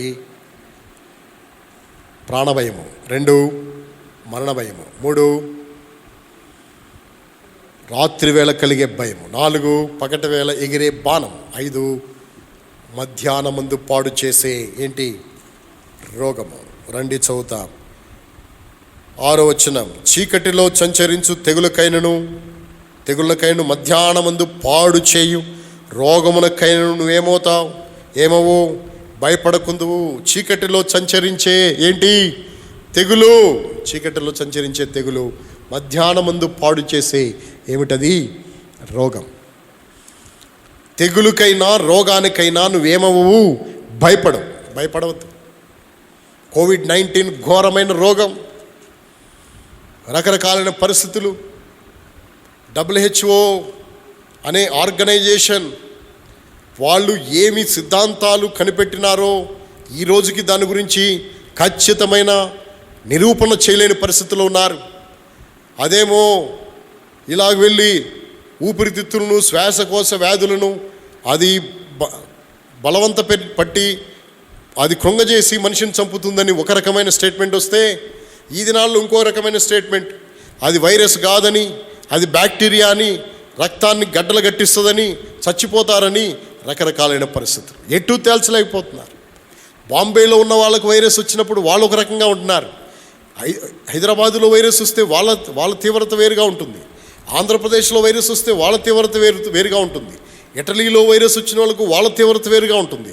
ఇలా రకరకాల డెఫినేషన్లు ఇచ్చుకుంటూ పోతుంటే అసలు ఏమనుకోవాలి ఈ వైరస్ల గురించి? భయం కాదా ఇలాంటి మాటలు వింటున్నప్పుడు?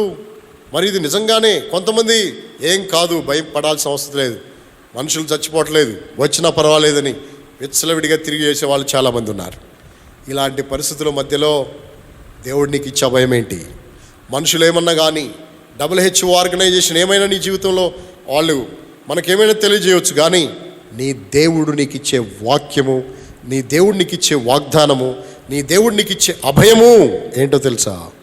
మధ్యాహ్నమందు పాడు చేసే రోగం, చీకటిలో సంచరించే తెగులుకైనా నువ్వేమవు, అది చీకటిగా వచ్చి నిన్ను చుట్టుముట్టినా, చీకటిలో వచ్చి నిన్ను అంటుకున్నా నువ్వు భయపడవలసిన అవసరం లేదు. ఎందుకో తెలుసా? నా ప్రభు అన్నాడు నాకు ఏమని, భయపడవద్దు అని. ఏలియా ప్రవక్త అన్నాడు ఆమెను ఏమని, భయపడవద్దు అని. అందుకే అలాగూ మన జీవితాల్లో భయపడకుండా ప్రవకిస్తులంగా మనం జీవించవలసిన. అందుకే అన్నాడు భయపడొద్దని. ఈ భయపడొద్దని ఈ మాట ఆమెను ఎక్కడి దాకా తీసుకెళ్ళిందో తెలుసా? శ్రేష్టమైన స్థితిలోకి తీసుకెళ్ళింది. ఆమెను మంచి విశ్వాసంలోకి మార్చింది. తదుపరి దినాల్లో మంచి విశ్వాస అయిపోయింది ఆవిడ.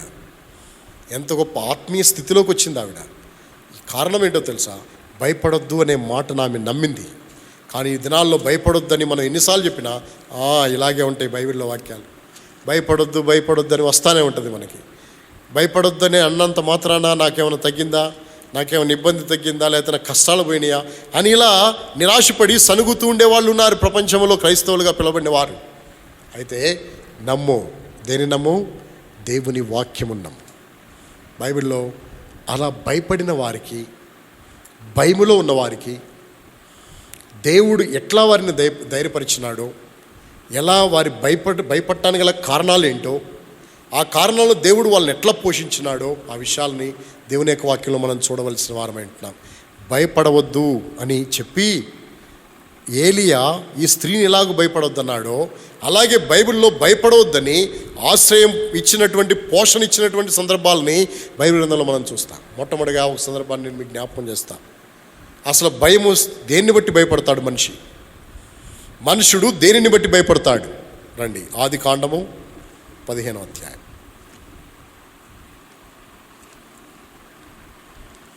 ఆదికాండము 15వ అధ్యాయం. ఆదికాండము 15వ అధ్యాయం మొదటి వచనాన్ని చదువుతున్నాను. మొదటి వచనాన్ని. ఇది జరిగిన తర్వాత యెహోవా వాక్యము అబ్రామునకు దర్శనమందు వచ్చి, అబ్రామా భయపడకము, నేను నీ కేడము, నీ బహుమానము అత్యధికమగునని చెప్పాను. ఇతడు ఏమవుతున్నాడు? భయపడుతున్నాడు. ఎందుకు భయపడుతున్నాడు? ఇది జరిగిన తరువాత వాక్యము అబ్రాహాము దగ్గరికి వచ్చి, అబ్రాము భయపడకము. ఎందుకు భయపడము? ఎందుకు భయపడుతున్నాడు ఈయన అసలు భయపడతాడా? ఈయన విశ్వాసులకు తండ్రి కదా, ఈయన దేవుని వాగ్దానం బట్టి వచ్చినవాడు కదా, ఈయనకి వాగ్దానం ఎంత గొప్ప వాగ్దానం కదా. ఏంటి ఆ వాగ్దానం? నిన్ను ఆశీర్వదించు వారిని నేనేం చేస్తాను? ఆశీర్వదిస్తాను. నిన్ను దూషించు వారిని నేనేం చేస్తాను? శపిస్తా. ఇంతకంటే వాగ్దానం ఏమైనా ఉంటుందా? నిన్ను దూషించు వారు నేను శపిస్తా అనే వాగ్దానం. నన్ను దూషించిన వాళ్ళు మలమల మాడిపోతున్నారు. నన్ను దూషించిన వాడు మాయమై నశించిపోతాడు. నీతో వాదించువారు మాయమై ఏమవుతారు? నశించిపోతారు. నీతో వాదించేవారు మాయమై నశించిపోతారని బైబిల్లో రాయబడింది కదా, వాగ్దానం అది. ఇలాంటి వాగ్దానాలు దేవుని వాక్యాలు ఉన్నాయి. ఇప్పుడు ఇంతకంటే గొప్ప వాగ్దానమా అంటే, నన్నెవ్వరు దూషిస్తారో వాళ్ళందరూ ఏమైపోతారు? శపించబడతారు. ఇది గొప్ప వాగ్దానం. ఈ వాగ్దానం నాకు ఉంది కనుక నేను ఇంకెక్కడ భయపడాల్సిన అవసరం లేదని అనుకోవచ్చు కదా. ఆయన భయపడ్డాడు. ఆయన దేన్ని బట్టి భయపడ్డాడు తెలుసా? పరిస్థితులను బట్టి భయపడ్డాడు. ఒకటి గుర్తుపెట్టుకోండి, దేనిని బట్టి భయపడ్డాడు? పరిస్థితులను బట్టి తాను భయపడుతూ వచ్చినాడు.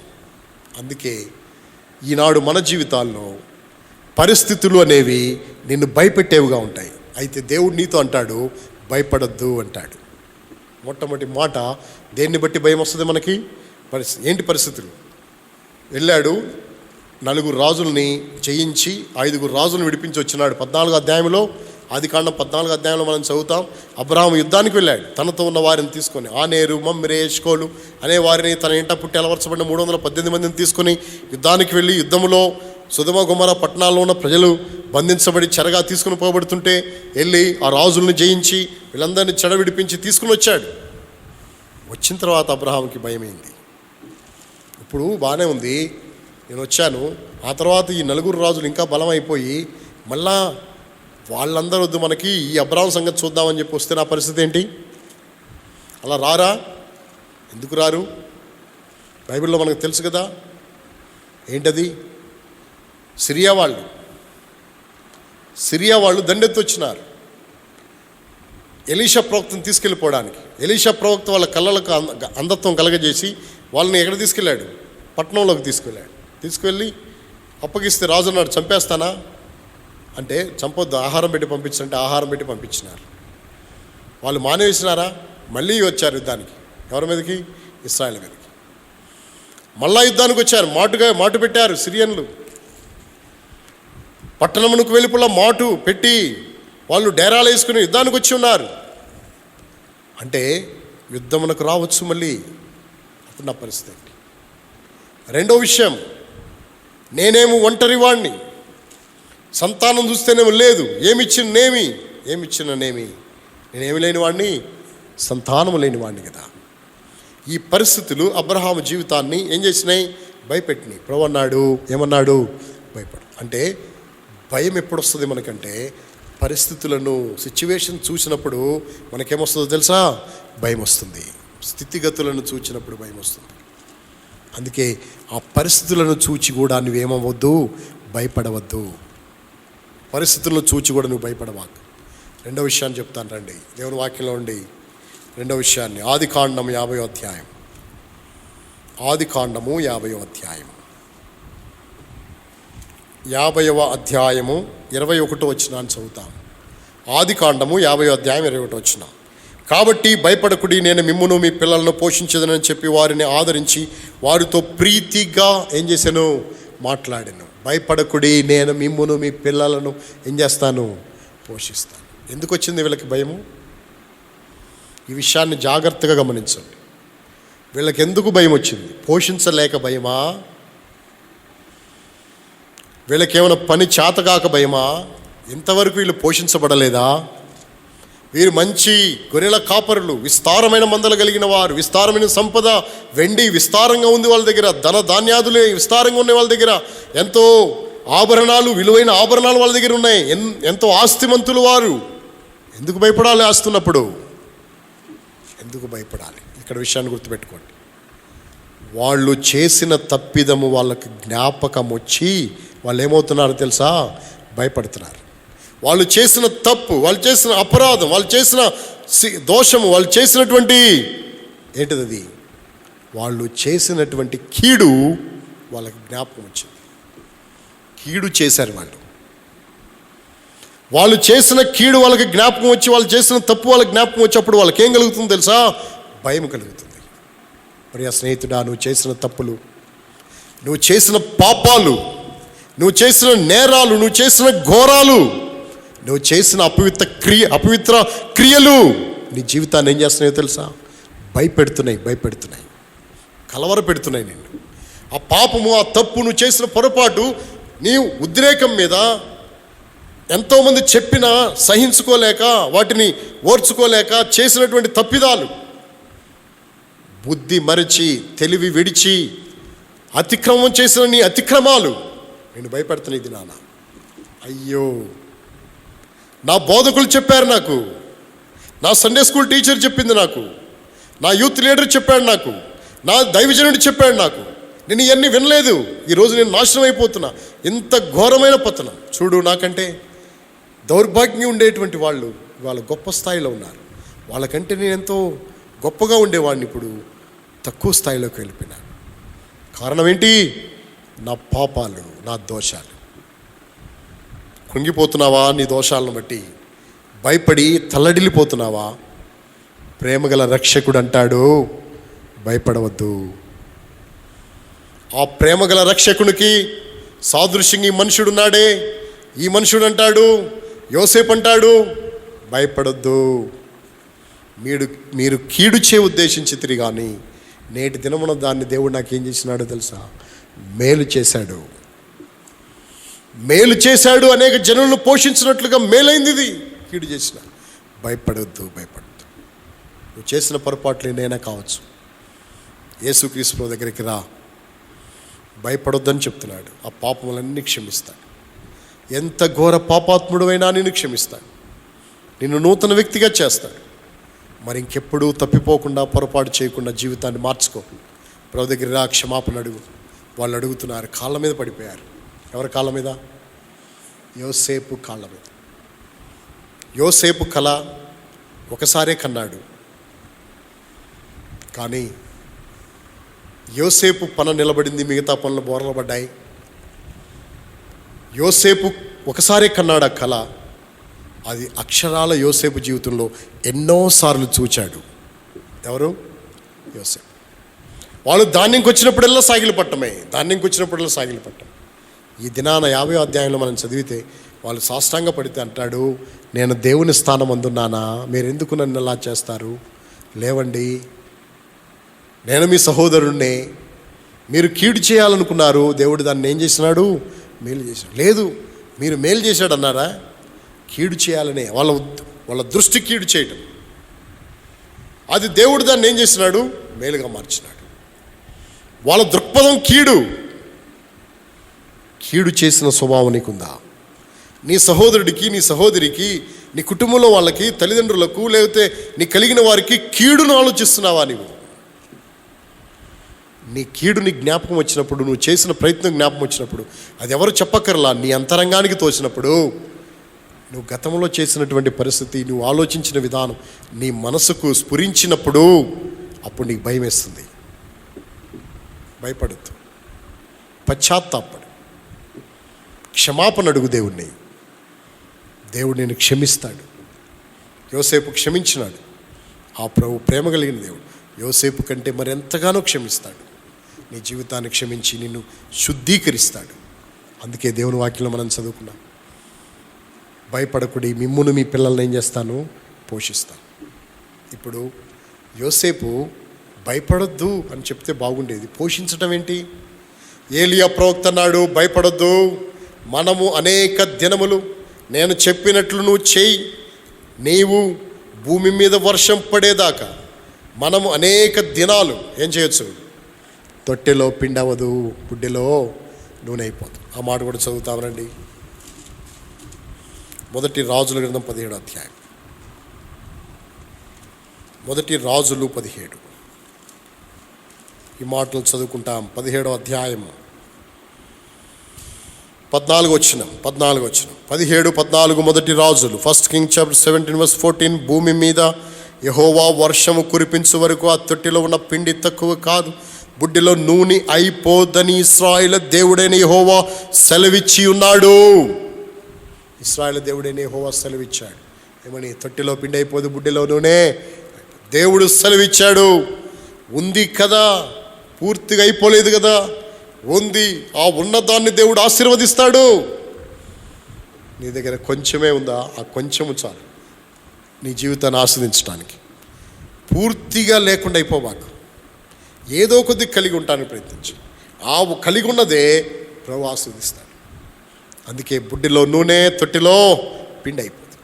భయపడద్దు, పోషించబడతా. భయపడద్దు. ఏం చేస్తాడు దేవుడు? పోషిస్తాడు. నేను మిమ్మును ఏం చేస్తాను? మీ పిల్లల్ని పోషిస్తాను. కాబట్టి మీరు భయపడొద్దు. ఎట్లా బతకాలి, ఎలా జీవించాలి భయపడాల్సిన అవసరం లేదు.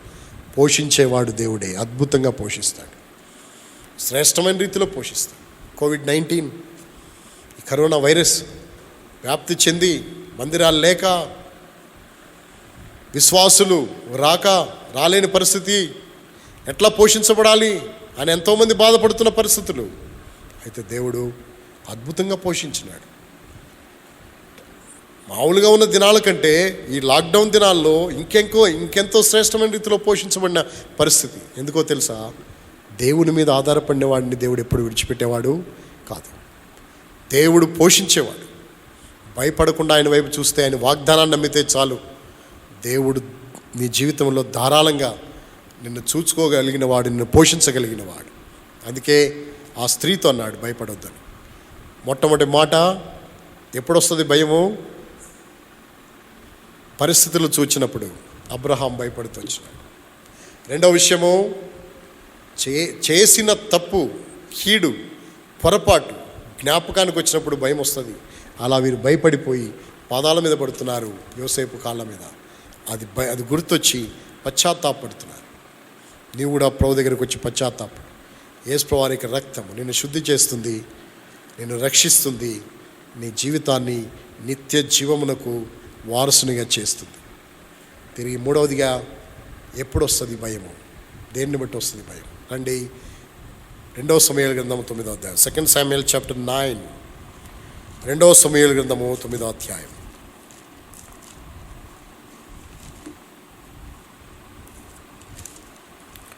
సెకండ్ శామ్యుయేల్ చాప్టర్ 9, 2వ సమూయేలు గ్రంథము 9వ అధ్యాయం 7వ వచనం. అందుకు దావీదు, నువ్వు భయపడవద్దు, నీ తండ్రి అయిన యోనాతాను నిమిత్తము నిజముగా నేను నీకు ఉపకారము చూపి నీ పితరుడైన సౌలు భూమి అంతయు నీకు మరలా ఇప్పింతును. మరియు నువ్వు సదాకాలము నా బల యొద్దనే భోజనము చేయదువని సెలవీయగా. భయపడవద్దు. మెఫీబోషెతు ఏం చేయొద్దు? భయపడవద్దు. ఎందుకు భయపడాలి? రాజుగారు పిలిచాడంటే సంతోషమేగా, రాజుగారు పిలిచాడంటే ఆనందమేగా. మరి నీకెందుకు భయము? దేనికి భయం? భయానికి కారణాలు ఉన్నాయి, చెప్తున్నాం మనం. భయానికి కారణాలు ఏంటి? ఆ కారణాలు, ఒకటి పరిస్థితులను బట్టి భయము, 2 చేసిన పొరపాట్లను బట్టి భయము, 3వ భయం ఏంటో తెలుసా? దావీదు మెఫీబోషెతుని చంపటానికి పిలిచినాడా, పోషించడానికి పిలిచాడా? దేని పిలిచినాడు? ఇప్పుడు సందర్భం చెప్తాను. ఏమనంటే, దావీదు ఒకరోజు సింహాసనం మీద కూర్చొని ఆలోచిస్తున్నాడు. తన స్నేహితుడైన యోనాతాను తన జ్ఞాపకం వచ్చాడు. వీళ్ళిద్దరూ ప్రమాణం చేసుకున్నారు, నా కుటుంబానికి నువ్వు ఉపకారం చేయాలి దావీదు అని యోనాతాను అడిగాడు. సరే, ఒకరినొకరు ప్రమాణం చేసుకున్నారు, వెళ్ళిపోయారు. యోనాతాను యుద్ధంలో చనిపోయినాడు, దావీదు రాజు అయిపోయాడు. ఇప్పుడు దావీదుకి తన స్నేహితుడు గుర్తొచ్చి తన స్నేహితునితో ఇచ్చిన మాట జ్ఞాపకం వచ్చింది. వెంటనే అక్కడున్న పరిచారకులను పిలిచి, తన సేవకులను పిలిచి అన్నాడు, నేను దావీదును యోనాతాను బట్టి ఉపకారం చేయడానికి సౌలు కుటుంబంలో ఎవడైనా మిగిలి ఉన్నాడా అని అడిగాడు. అప్పుడు వాళ్ళు అన్నారు, అయ్యా మాకేం తెలుసు, కానీ సౌలు ఇంటికి సేవకుడైన షీబా అనేవాడు ఉన్నాడు. వాడు షీబా అనే అతను ఉన్నాడంటే ఆ పిలవండి అన్నారు. పిలిచారు. షీబా అని వచ్చాడు. వచ్చిన తర్వాత, నేను యోనాతాన్ని బట్టి ఉపకారం చేయడానికి సౌలు కుటుంబంలో ఎవడైనా ఉన్నాడా అంటే, ఉన్నాడయ్యా, యోనాతానికి పుట్టిన కుమారుడున్నాడు, కుంటి కాళ్ళు కలిగిన కుమారుడున్నాడు, అతని పేరే మెఫీబోషెత్. ఎక్కడున్నాడు? అమ్మీయేలు కుమారుడైన మాకీరు ఇంట లోదెబారులో ఉన్నాడు. లోదెబారులో అమ్మీయేలు కుమారుడైన మాకీరు ఇంట ఉన్నాడు. అయితే అతన్ని తీసుకురా అన్నాడు. ఇప్పుడు రథాలు వెళ్ళి ఆగినాయి. ఎక్కడ ఆగినాయి? లోదెబారులో మాకీరింటి దగ్గర ఆగినాయి. ఆగితే అప్పుడు వాళ్ళందరూ ఎడావుడి చూసి, ఏంటి రథాలేంటి, ఎందుకు వచ్చినాయి అంటే, దావీదు రాజు మెఫీబోషెత్ని తీసుకురమ్మన్నాడు. మెఫీబోషెత్కి భయం వేసింది. ఏం భయము? మా తాతకు శత్రువు ఎవరు? దావీదుకు మా తాత శత్రువు కాబట్టి, శత్రువు కాబట్టి దావీదు కుటుంబంలో యోనాతాను కుటుంబంలో ఇంకెవరైనా మిగిలి ఉంటే నా సింహాసనానికి ఏముండదు? స్థిరత్వం ఉండదు. కాబట్టి ఈ మెఫీబోషెత్ అనేవాడిని కూడా చంపేశాను అనుకో, అప్పుడు నా సింహాసనానికి ఏముండదు, ఏ కలంకము లేకపోతే ఏ చలనము ఉండదు అని మెఫీబోషెత్ ఆలోచించి ఉండొచ్చు. ఎందుకంటే సౌలు ఆలోచించింది అదే. దావీదున్నంత కాలం నా సింహాసనానికి ప్రమాదమే, దావీదున్నంత కాలం నువ్వు రాజు కాలేవు, యోనాతాను జాగ్రత్త అని యోనాతాను బాధించినాడు, గద్దించినాడు. ఎవరు? సౌలు. అతడు క్షేమంగా ఉన్నంత కాలం నువ్వు రాజు కాలేవు. ఇదే ధోరణి ఉంటుంది కదా ఎవరికి? దావీదుకు కూడా ఇదే ఆలోచన ఉండుంటే ఎక్కడో కుంటివాడినై నేను మాకీరింటిలో లోదేబారిలో ఏదో రకంగా బతకనియచ్చు కదా, ఎందుకు పిలిచినట్టు దావీదు? లేదు, రాజు రమ్మన్నాడు అని షీబా అంటే చేసేది లేక రథం ఎక్కాడు, కూర్చున్నారు, తీసుకొచ్చారు. మధ్యదారిలో రథంలో వస్తూ ఉండగా మెఫీబోషెత్ అడుగుతాడు ఎవరిని? షీబాని. షీబా, ఏంటి, ఎందుకు రమ్మన్నట్టు రాజు నన్ను? దేనికి? ఏమన్నా నా వలన ఏమైనా ఆయన నష్టమా? ఎందుకు రమ్మన్నట్టు? ఏం చేయాలనుకుంటున్నాడు?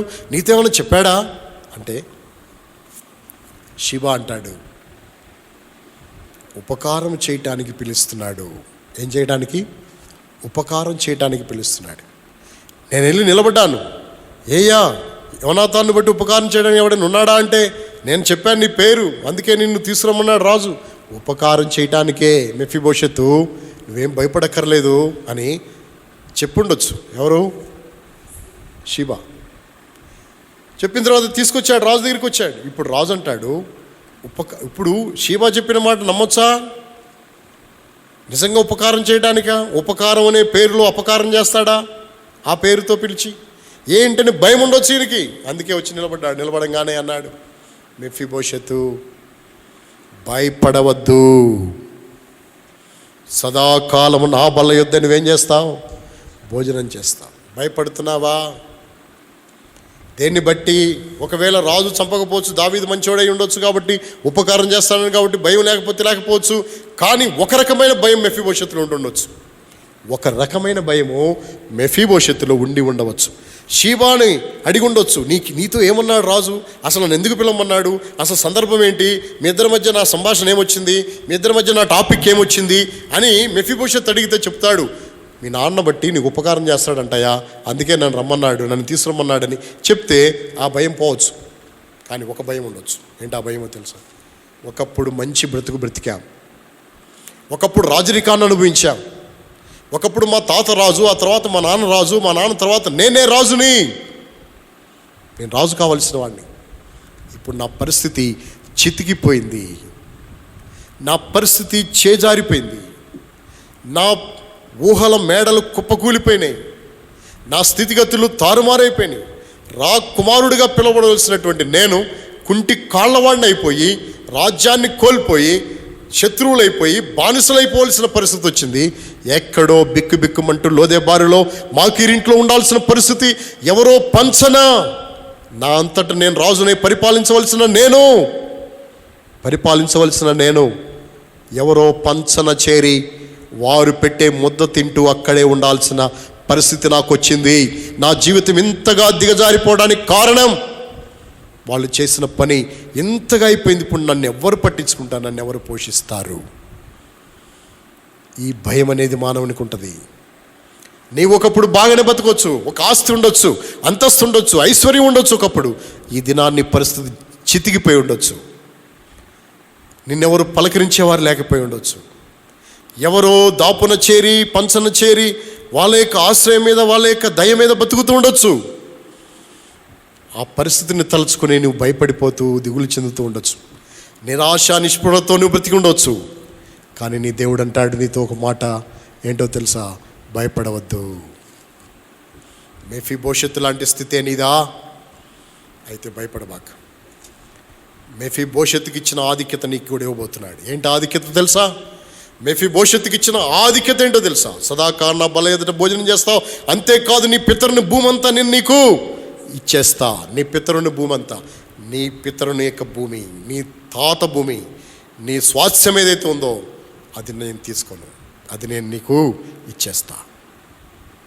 నీది నీకు ఇవ్వబోతున్నాడు దేవుడు. నీ స్థితిని మరలా నీకు ఇవ్వబోతున్నాడు. నువ్వు కోల్పోయిన దాన్ని నీకు ఇవ్వబోతున్నాడు దేవుడు. ఎప్పుడో తెలుసా? నమ్మితే. ఏంటా మాట? భయపడొద్దనే మాట నువ్వు నమ్మితే. ఒకటి, ఎప్పుడు వస్తుంది భయము? పరిస్థితులు చూచినప్పుడు భయం వస్తుంది. 2, చేసిన తప్పు కీడు జ్ఞప్తికి వచ్చినప్పుడు భయం వస్తుంది. భయపడతావు, వణుకుతావు. 3, ఎప్పుడు భయం వస్తుంది?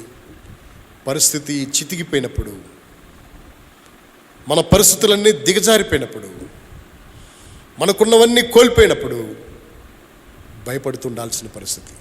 అందుకే అన్నాడు, నువ్వు భయపడద్దు. ఎందుకు భయపడతావు? నన్ను ఎవరు చూస్తారనా? నన్ను ఎవరు పోషిస్తారనా? నా యొక్క సింహాసనం పోయింది, నా రాజ్యం పోయింది, నేను రాజకుమారునిగా ఉండాల్సిన వాడిని, నా స్థితి మారిపోయిందని భయపడుతున్నావు. భయపడద్దు. నా బల యొద్ద భోజనం చేయి, నీ పితరుని ఆస్తంతా నీకు ఇచ్చేస్తున్నా నేను. భయము తీర్చినాడు, అద్భుతంగా దేవుడు పోషించినాడు. అవును, అదే దేవుడు అదే ప్రవక్త ద్వారా అదే విధవరాలతో దేవుడు మాట్లాడుతున్నాడు. ఏమని? భయపడవద్దు అని. ఈనాడు భయపడొద్దన్న దేవుడు వదిలిపెట్టేసేవాడు కాదు. ఆనాడు ఏలియా ప్రవక్త ద్వారా విధవరాలతో మాట్లాడిన ఆ దేవుడు, విధవరాలతో మాట్లాడిచ్చిన దేవుడు, ఈనాడు ఆ ఏలియా విధవరాల యొక్క ప్రస్తావనను నీ ముందుకు తీసుకొచ్చి నీతో కూడా మాట్లాడుతున్నాడు. భయపడొద్దు, భయపడొద్దు. తిరిగి 4వదిగా ఎందుకు వస్తుంది భయం?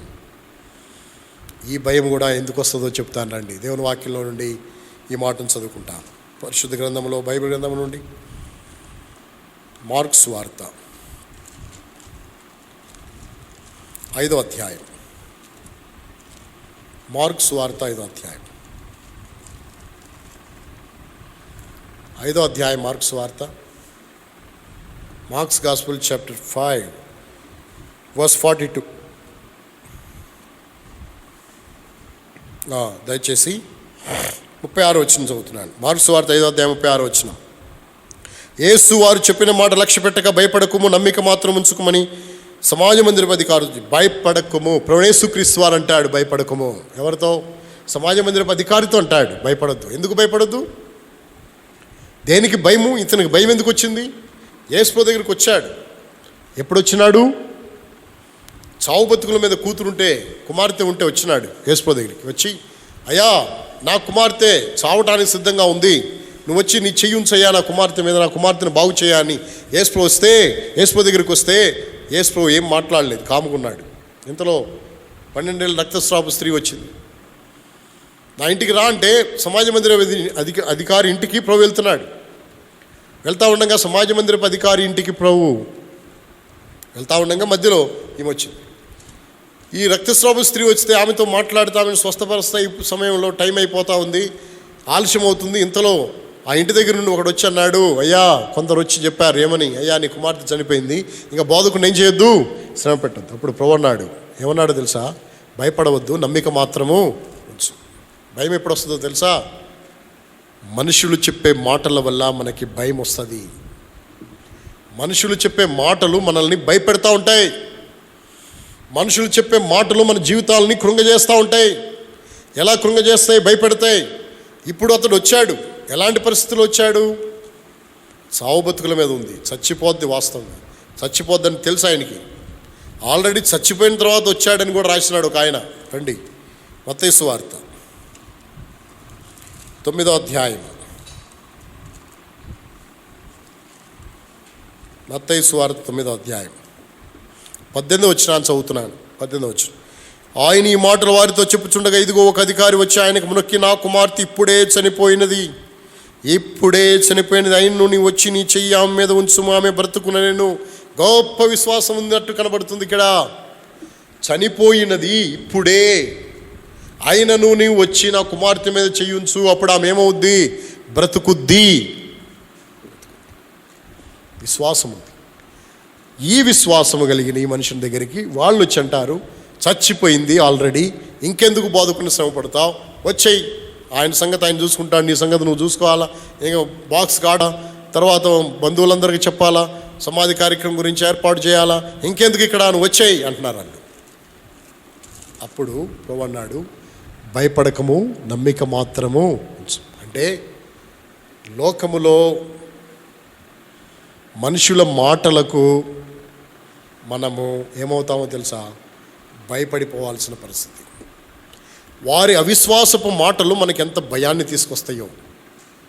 లోకములో విశ్వాసులు కానివారు, అవిశ్వాసులైన వారు, లోకస్తులైన వారు, ఇరుగు పొరుగు వారు, వారు పలికేటువంటి మాటలు, ఏంటమ్మా ఇంకా ప్రార్థన ప్రార్థన అంటారు, ఇంకా ప్రార్థన ఏంటి, ఇంకా పరిస్థితులు ఏంటి, ఇవన్నీ ఏంటి, అదిగో నిమ్మకాయలు కట్టుకోండి, దేనికి?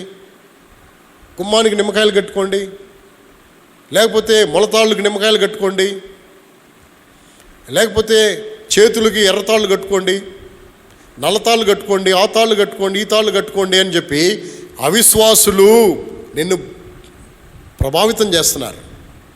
కానీ దేవుని మీద నమ్మకం మళ్ళీపోతుంది.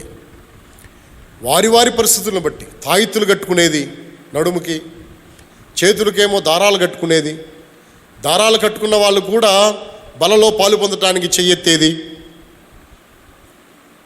దారం కట్టుకున్న వాళ్ళు కూడా చెయ్యెత్తటమే బలలో పాలు పొందటానికి. ఇలాంటి పరిస్థితులు ఉంటే నీ విశ్వాసం ఏమైనట్టు? నీ విశ్వాసం ఏమైనట్టు?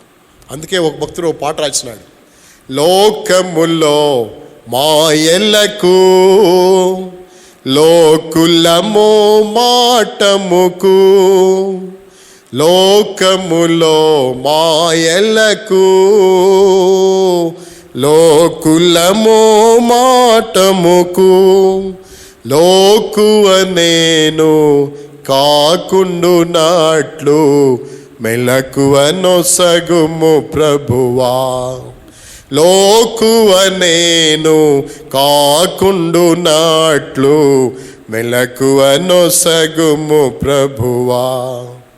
నా జీవిత సాగరమునా నన్ను నడిపించుము ప్రభువా. కుడి ఎడమకు తొలగా కుండా నన్ను చక్కగా నడిపించు. కుడి ఎడమకు తొలగా కుండా నన్ను చక్కగా నడిపించు. లోకములో మాయలు, లోకుల యొక్క మొహమాటాలకు వెళ్ళి విశ్వాస విషయంలో సన్నగిలిపోతున్నావేమో చూసుకో. ఈ మనుషుని యొక్క విశ్వాసం గొప్పది. యాయిరు కుమార్తె, యాయిరు యొక్క విశ్వాసం గొప్పది. విశ్వాసం గొప్పవాడై యేసు దగ్గరికి వచ్చి చెయ్యుంచు, నా కూతురు బాగుపడుద్ది అనే బలమైన విశ్వాసంతో వచ్చినాడు. మనుషుల మాటలు ఆ మనిషిని అవిశ్వాసిగా మారుస్తున్నాయి, అల్ప విశ్వాసిగా చేస్తున్నాయి. అందుకే అన్నారు, వచ్చేసేయి, బోధకులను శ్రమ పెట్టబాక, మనం వెళ్ళిపోదాం, వచ్చేయి అని వాళ్ళు శ్రమ పెడుతుంటే, మాట్లాడుతుంటే ప్రభు అన్నాడు, వారి మాటలు ఏంది ఏముంచబాక. లోకములో మొహమాటానికి పోతే, అవిశ్వాసుల యొక్క మాటలకు నువ్వు గనక లోబడితే, వాళ్ళ మాటలకు నీ హృదయంలో స్థానమిస్తే, నీవు అల్పవిశ్వాసి అవటమే గాక భయపడవలసిన పరిస్థితి. నా కూతురు చనిపోయింది కదా, ఇంకా బ్రతకదు అనేటువంటి అవిశ్వాసం ఆయనలోనికి వచ్చింది. వచ్చినప్పుడు ఎట్లా వచ్చినాడు? చేయి పెట్టు బాగుపడద్దని వచ్చినాడు. ఇప్పుడు ఏమొచ్చింది పరిస్థితి? చచ్చిపోయింది, ఇంకా బ్రతకదు, వచ్చేయంటే నిజమే కదా, ఇంకా బ్రతకదులే అన్న పరిస్థితి. అందుకే ప్రభు అన్నాడు, నమ్మిక ఉంచు. నాలుగవదిగా, మనుషుల యొక్క మాటలు నిన్ను అవిశ్వాసిగా మార్చడమే గాక భయములోకి తీసుకువెళ్తాయి. అంటే ఏదైతే జరుగుద్దని అనుకుంటావో అది జరగదని నిరాశపడుతూ భయపడవలసినటువంటి పరిస్థితి. అందుకే అన్నాడు, భయపడొద్దు. జరుగుద్దో జరగదని భయం వద్దు, బతుకుద్దో బతకదనే భయం వద్దు, అవిశ్వాసం వద్దు, నమ్మిక ఉంచు చాలు, నమ్మిక ఉంచు. నాలుగవదిగా, మనుషుల యొక్క మాటలు, మొహమాటాలు మన జీవితాలకి భయాన్ని తీసుకొస్తాయి, భయపెట్టే పరిస్థితుల్లోకి మనల్ని తీసుకెళ్తాయి. అందుకే మనం ఏం చేయొద్దు? భయపడవద్దు అని రాయబడింది. మొట్టమొదటిగా పరిస్థితుల వల్ల భయం వస్తుంది. చేసిన పొరపాటులు, కీడుల వల్ల అవి తెలిసినప్పుడు మనకు భయం వస్తుంది. మూడవదిగా, ఎప్పుడు వస్తుంది భయము? పరిస్థితి జారిపోయినప్పుడు, చితికిపోయినప్పుడు, స్థానము దిగజారిపోయినప్పుడు భయపడే పరిస్థితులు వస్తాయి. నాలుగవదిగా, ఎప్పుడు వస్తాయి భయాలు? మనుషుల మొహమాటాలకు, అల్ప విశ్వాసుల, అవిశ్వాసుల యొక్క మాటలు మన హృదయాన్ని భయముతో నింపుతాయి, భయములో పడవేస్తాయి. ఐదవదిగా, ఎప్పుడు భయం వస్తుంది? రండి దేవుని వాక్యంలో ఇక్కడ ఒక మాట కూడా నేను మీకు చెప్పాలనుకుంటున్నాను. భయపడొద్దు అని చెప్పాడు. ఆమె ఇంటికి వెళ్ళాడు, అమ్మ నిద్రపోతుంది కానీ ఆ పిల్ల చనిపోలేదన్నాడు. చిన్నదానా లే అన్నాడు, లేచింది. లేచిన తర్వాత ప్రభు అన్నాడు, ఈమెకేం పెట్టండి, భోజనం పెట్టండి అన్నాడు. ఈమెకి ఆహారం పెట్టండి అన్నాడు. చచ్చిపోయిన వాళ్ళకి ఆహారం పెట్టడం ఏంటి? యేసు ప్రభు ముగ్గురిని చచ్చిపోయిన వాళ్ళని బ్రతికించినాడు. మొట్టమొదటి వ్యక్తి ఎవరిని బ్రతికించినాడు? నాయని విధవరాల కుమారుని బ్రతికించినాడు. రెండవ వ్యక్తి యాయిరు కుమార్తెను బ్రతికించినాడు. మూడవ వ్యక్తి లాజరును బ్రతికించినాడు. యాయిరు మొట్టమొదటి వ్యక్తి నాయను విధవరాల కుమారుని బ్రతికించినాడు. అతనికి ఏమన్నా అన్నం పెట్టమన్నాడా? నాయను విధవరాల కుమారుని బ్రతికించినప్పుడు అతనికి అన్నం పెట్టమన్నాడా? పోనీ లాజరును బ్రతికించినప్పుడు కట్లు విప్పండి అని చెప్పాడు కానీ అన్నం పెట్టండి అన్నాడా? కానీ ఎవరికి అన్నం పెట్టమన్నాడు? చిన్నదానికి అన్నం పెట్టమన్నాడు. పోషించాలి, భయపడవద్దు, పోషిస్తా, భయపడద్దు, అన్నం పెట్టండి.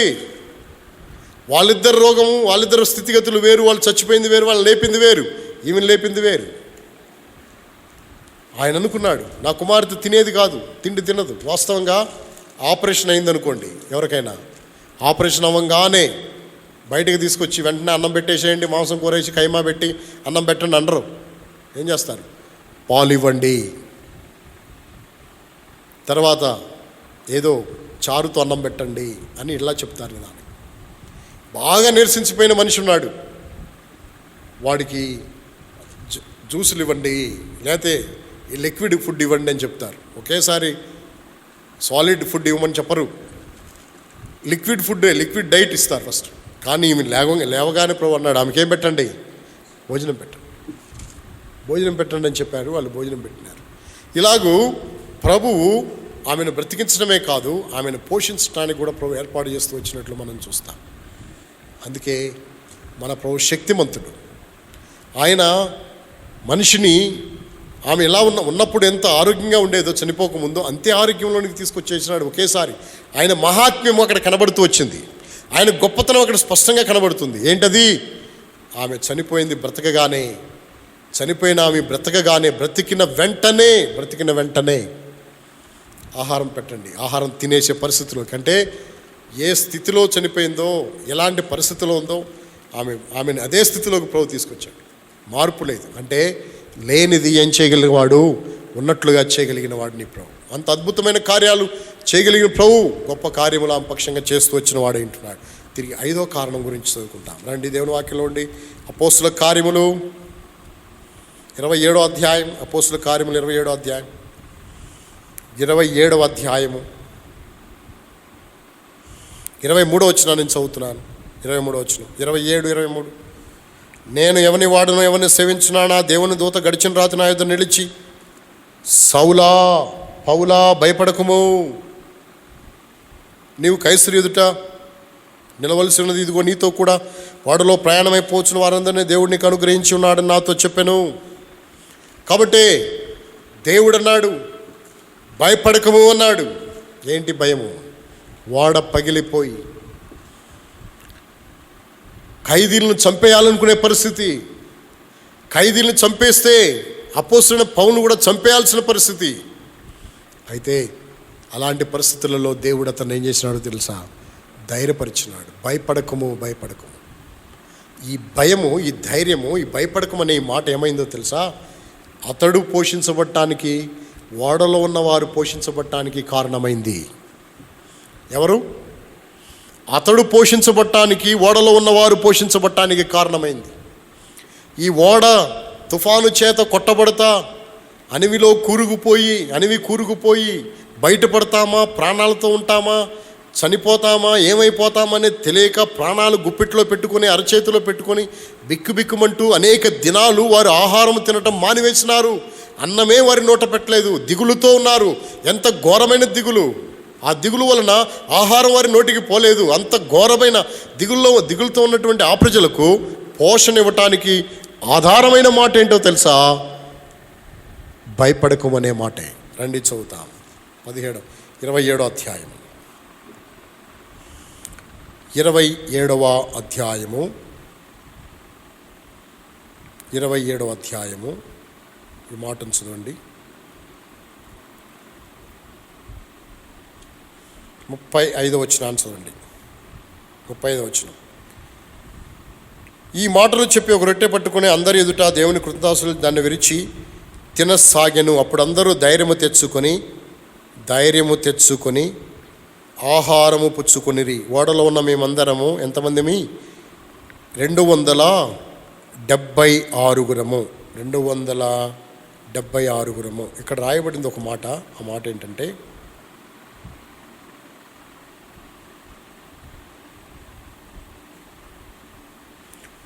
ముప్పై 34 వచనాలు చదువుతారు. తెల్లవారుచుండగా పౌలు 14 దినముల నుండి మీరేమీ పుచ్చుకొనక ఉపవాసముతో కనిపెట్టుకుని ఉన్నారు గనక ఆహారం పుచ్చుకుని మిమ్మల్ని వేడుకొనుచున్నాను. ఇది మీ ప్రాణరక్షణకు సహాయమగును. మీలో ఎవరి తల నుండి ఒక వెంట్రుకైనను నశింపదని చెప్పుచు ఆహారం పుచ్చుకుని అందరినీ. ఎన్ని దినాలు? 14 days, 2 weeks. 14 దినాలు వాళ్ళు ఏం తినలేదు, ఆహారం పుచ్చుకోలేదంట.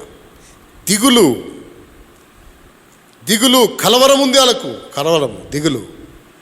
దిగులు కలవరముతో ఉండి 2 దినాలు వాళ్ళు ఆహారం పుచ్చుకోలేదు. అలాంటి పరిస్థితిలో ఉన్నారు. అలాంటి పరిస్థితిలో ఉన్నటువంటి వారు దేవుడు అన్నాడు, అపోస్తలుడైన పౌలు అన్నాడు, మీరు ధైర్యంగా ఉండండి, మీ తల వెంట్రుకల్లో ఒక వెంట్రుకైన నేల రాలదు. దేవుడు నాకు చెప్పాడు, భయపడొద్దు అన్నాడు, కైసరు దగ్గర నిలబడతా అన్నాడు. అంటే తప్పకుండా మనం అందరం ఎట్లా ఉంటాం? క్షేమంగా ఉంటాం అని వాళ్ళని ధైర్యపరిచి కృతజ్ఞతాస్తులు చెల్లించి రొట్టె విరిచి పుచ్చుకున్నాడు. వాళ్ళందరూ కూడా అప్పుడు ఏం చేసినారు? తిన్నారు. అంటే పరిస్థితుల వల్ల ప్రాణము పోతదేమో అని భయపడిపోయి అందరూ 14 దినాల నుండి ఏం పుచ్చుకోకుండా దిగులుతో ఉన్నటువంటి పరిస్థితులు. ఇలాంటి పరిస్థితులలో అపోస్తలుడైన పౌలు వాళ్ళని ఏం చేసినాడో తెలుసా? ధైర్యపరిచినాడు. దేవుడే పౌలును ధైర్యపరిచినాడు. పౌలు అనేకులను ఏం చేసినాడు? ధైర్యపరిచినాడు. ఇప్పుడు మనం తెలుసుకోవాల్సిన విషయం ఏంటో తెలుసా? భయపడొద్దు అని దేవుడు నీకు చెప్తున్నాడు. నీవు ఆ మాటను విని ధైర్యంగా ఉండు. అనేకులను మనం ఏం చేయాలా? ధైర్యపరచాలి. మనం భయపడిపోయి వాళ్ళను భయపెట్టే దాని కొరకు కాదు, మనము ధైర్యంగా ఉండాలి. అనేకులను ధైర్యవంతులుగా మనము తీర్చిదిద్దవలసిన వారమై ఉంటున్నాం. కాబట్టి ఈ స్త్రీ, ఈ యొక్క విధవరాలు భయపడవద్దు అనే మాటను నమ్మి దైవజనుడు చెప్పినట్లు చేసింది. ఆమె పోషించబడటానికి, ఆమె జీవితంలో అనేక దినాలు తన బిడ్డ క్షేమంగా ఉండటానికి కారణం ఏంటో తెలుసా? భయపడవద్దని ఈ మాటని నమ్ముటే కారణం. ఆ మాటను నమ్మింది. భయపడవద్దు, దేవుడే యెహోవా ఇలా సెలవిచ్చినాడు, భయపడొద్దు, మనకి తొట్టిలో పిండి అయిపోయేది, బుడ్డిలో నూనె అయిపోదని చెప్పిన మాట వారి జీవితాన్ని ఉద్ధరించింది. అందుకే ఈనాడు మన జీవితాల్లో మనం జ్ఞాపకం చేసుకోవాల్సిన విషయం ఏంటంటే, భయపడకుండా ప్రభు కొరకు ఇష్టంగా ఈ లోకంలో మనం జీవించవలసిన వారమేంటున్నాం. 5 విషయాలు నేను మీకు చెప్పినాను. మొట్టమొదటి విషయాలు ఏమిటది? ప్రాణ భయము, మరణ భయము, తర్వాత రాత్రివేళ కలుగు భయము, పగటిలో ఎగురు బాణము కలిగే భయము, చీకటిలో సంచరించే తెగులు, మధ్యాహ్నం ముందు పాడు చేసే రోగము, భయము. ఆ భయాలన్నిటి నుండి దేవుడు నేను ఏం చేస్తా అన్నాడు? తప్పిస్తా అన్నాడు. నువ్వు ఎక్కడెక్కడో ఉంటే కాదు, ఆయన రెక్కల కిందకి రా. తద్వారా నీ జీవితంలో గొప్ప మేలును అనుభవిస్తావు. తిరిగి భయాలు ఎందుకు వస్తాయి? పరిస్థితుల వల్ల వస్తాయి భయాలు. 2 భయం ఎందుకు వస్తుంది? చేసిన కీడు పొరపాట్లు తెలిసినప్పుడు భయపడతాం. 3 భయం ఎప్పుడు వస్తుంది? పరిస్థితి చితికిపోయినప్పుడు, చేజారిపోయినప్పుడు. 4 ఎప్పుడు వస్తుంది భయము? మనుషుల మాటలు, అవిశ్వాసపు మాటలు విన్నప్పుడు భయం వస్తుంది, అవిశ్వాసం వస్తుంది. తద్వారా భయం కూడా మనల్ని ఆవరిస్తుంది. 5 భయం ఎందుకు వస్తుంది? భయం రావడానికి గల 5వ కారణం ఏంటో తెలుసా? ఓడలో ఉండేటువంటి రకరకాలైన పరిస్థితులు, ఓడలో ఉండేటువంటి మనుషులు, ఆ ఓడలో ఉన్నటువంటి మనుషులు చేసేటువంటి ఆలోచనల వల్ల, వాళ్ళు ఉండే ఆలోచనల వల్ల ఈ భయాలు ఏర్పడ్డాయి. ఏంటి ఆ భయం? ఆలోచనలు, రకరకాలైన ఆలోచనలు ఉన్నాయి వాళ్ళకు. ఒక ఆలోచన కాదు, చాలా ఆలోచనలు ఉన్నాయి. ఏం ఆలోచనలు ఉన్నాయో నేను మీకు చూపిస్తాను రండి. 27వ అధ్యాయం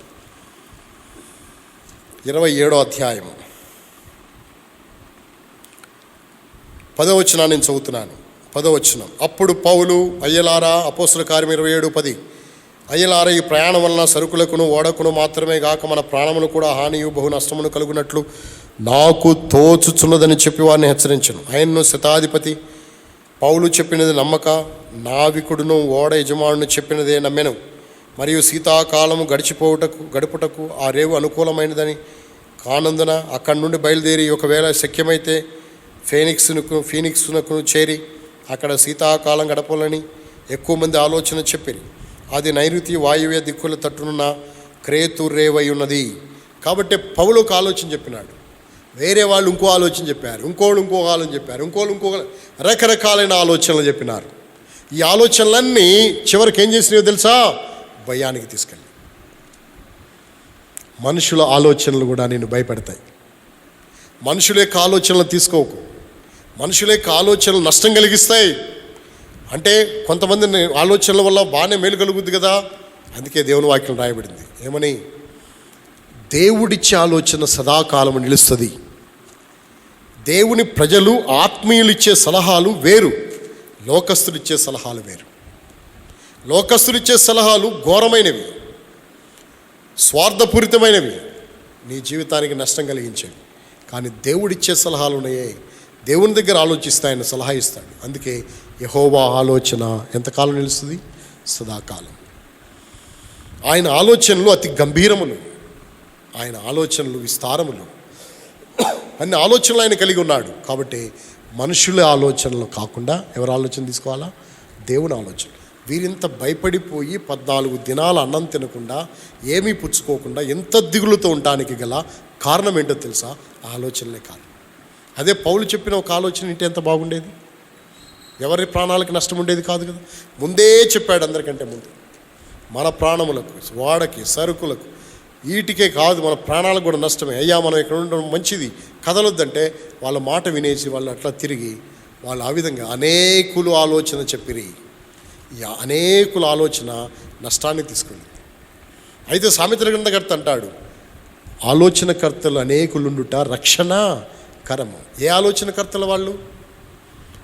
దేవుని యొక్క ఉద్దేశములు ఎరిగిన ఆలోచనకర్తలు ఉండాలి. స్వార్థమును గురించి మాట్లాడే ఆలోచనకర్తలుంటే, వారి స్వయమును గురించి చెప్పే ఆలోచనకర్తలుంటే, వారి పంతము నెగ్గించుకోవాలని చెప్పే ఆలోచనకర్తలుంటే నష్టము. దేవుని ఆలోచన ఎరిగి చెప్పేవాళ్ళు ఉంటే క్షేమం. కాబట్టి వీరి ఆలోచనలు వారి ప్రాణం మీదకి తీసుకొచ్చినాయి. అప్పుడు భయపడిపోవాల్సిన పరిస్థితి. అందుకే లోకములో మనుషుల ఆలోచనలతో ఎవరి ఆలోచన తీసుకో? దేవుని ఆలోచన. దేవుని వాక్యములో దేవుని ఆలోచన తెలుసుకో.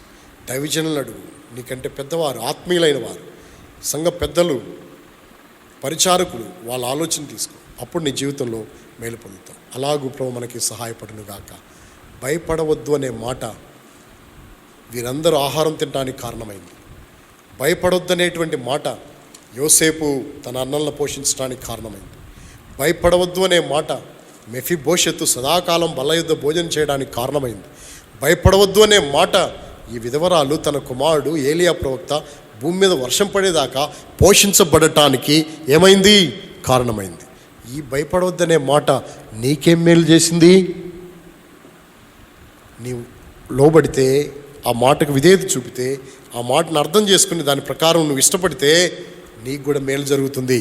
అందుకే భయపడొద్దు, ప్రభువైపు చూడు, ప్రభు నీకు సాయం చేస్తాడు. మోకరించండి, ప్రార్థన చేస్తాం. ప్రార్థన చేసుకుందాం. రాత్రికాల సమయంలో మన జీవితాలు మనం పరీక్షించుకోవాల్సిన వారం ఏంటున్నాం. కొన్ని నిమిషాలు మనం పరీక్షించుకున్నాం. కొన్ని నిమిషాలు భయపడవద్దు అనే మాట. ఎన్ని రకాల భయాలు, ఆ భయాలు ఎలా కలుగుతాయి? పరిస్థితులను బట్టి భయపడి, చేసిన పొరపాట్లను బట్టి భయపడి, పరిస్థితి దిగజారిపోయినప్పుడు భయపడి, మనుషుల మాటలు విని వాళ్ళ మాటల్లో మునిగి తేలుతూ భయపడిపోయి భయాన్ని తెచ్చుకుని మనుషుల ఆలోచనలు విని భయపడిపోయిన పరిస్థితి, భయానికి గురైన పరిస్థితి. కానీ దేవుడు అన్నాడు, ధైర్యంగా ఉండు, భయపడవద్దు. నీవు యెరూషలేములో సాక్ష్యం ఇచ్చినట్లు రోమాలో కైసరు ఎదుట కూడా నువ్వు సాక్ష్యం ఇవ్వాలి. ఈ మాట పౌలును ఎంతో ధైర్యపరిచింది. పౌలు దేవుని మాటను నమ్మాడు, అందుకే ధైర్యంగా చెప్పాడు, మనం ఒక్కరం కూడా చనిపో, మనం అందరము క్షేమంగా రోమాకి వెళ్తాం, రోము చేరుతాం.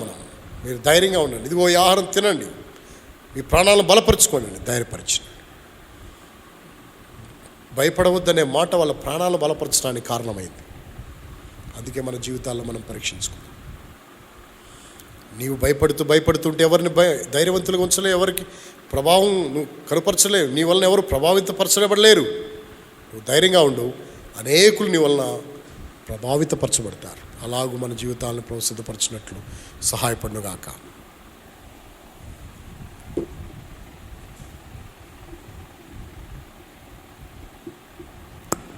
ప్రేమ కలిగిన మా తండ్రి, నమ్మకమైన దేవా, మా రక్షకుడైన యేసుక్రీస్తు వారి పుణ్యనామమున మీ పాసందుకు వస్తున్నాం. ఈ రాత్రికాల సమయంలో బైబిల్ స్టడీ కొరకు మిమ్మల్ని ఇక్కడ సమకూర్చారు. తీసుకొచ్చిన ప్రియులను బట్టి స్తోత్రాలు.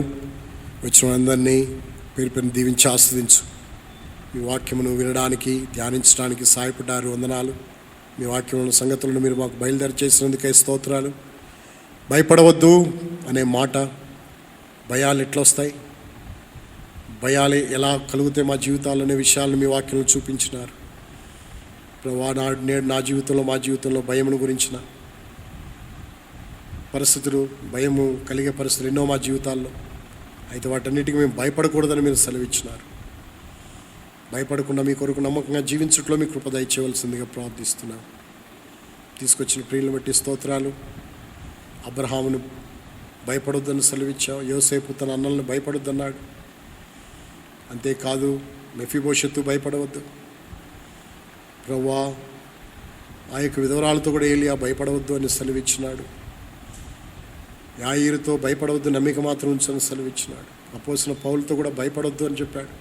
అందుకే అతడు భయపడకుండా ధైర్యంగా అనేకులను ధైర్యపరచగలిగినాడు. ఈనాడు నా జీవితంలో, మా జీవితంలో మేము ధైర్యంగా ఉండి అనేకులను ధైర్యవంతులుగా చేయడం కొరకాయ మీ వాక్యమందు నమ్మిక కలిగిన వారముగా, మీ వాగ్దానాలు నమ్మిన వారంగా, మీ వాగ్దానాలను చేతబట్టి దినాల్లో మీకు ఇష్టలుగా, నమ్మకస్తులంగా మేము జీవించడానికి మీ కృపను మాకు అనుగ్రహించవలసిందిగా ప్రార్థిస్తున్నాం.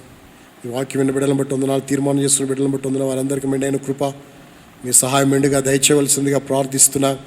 మీ కృపను కోరుతున్నాను. తీసుకొచ్చిన ప్రియులను బట్టి స్తోత్రాలు.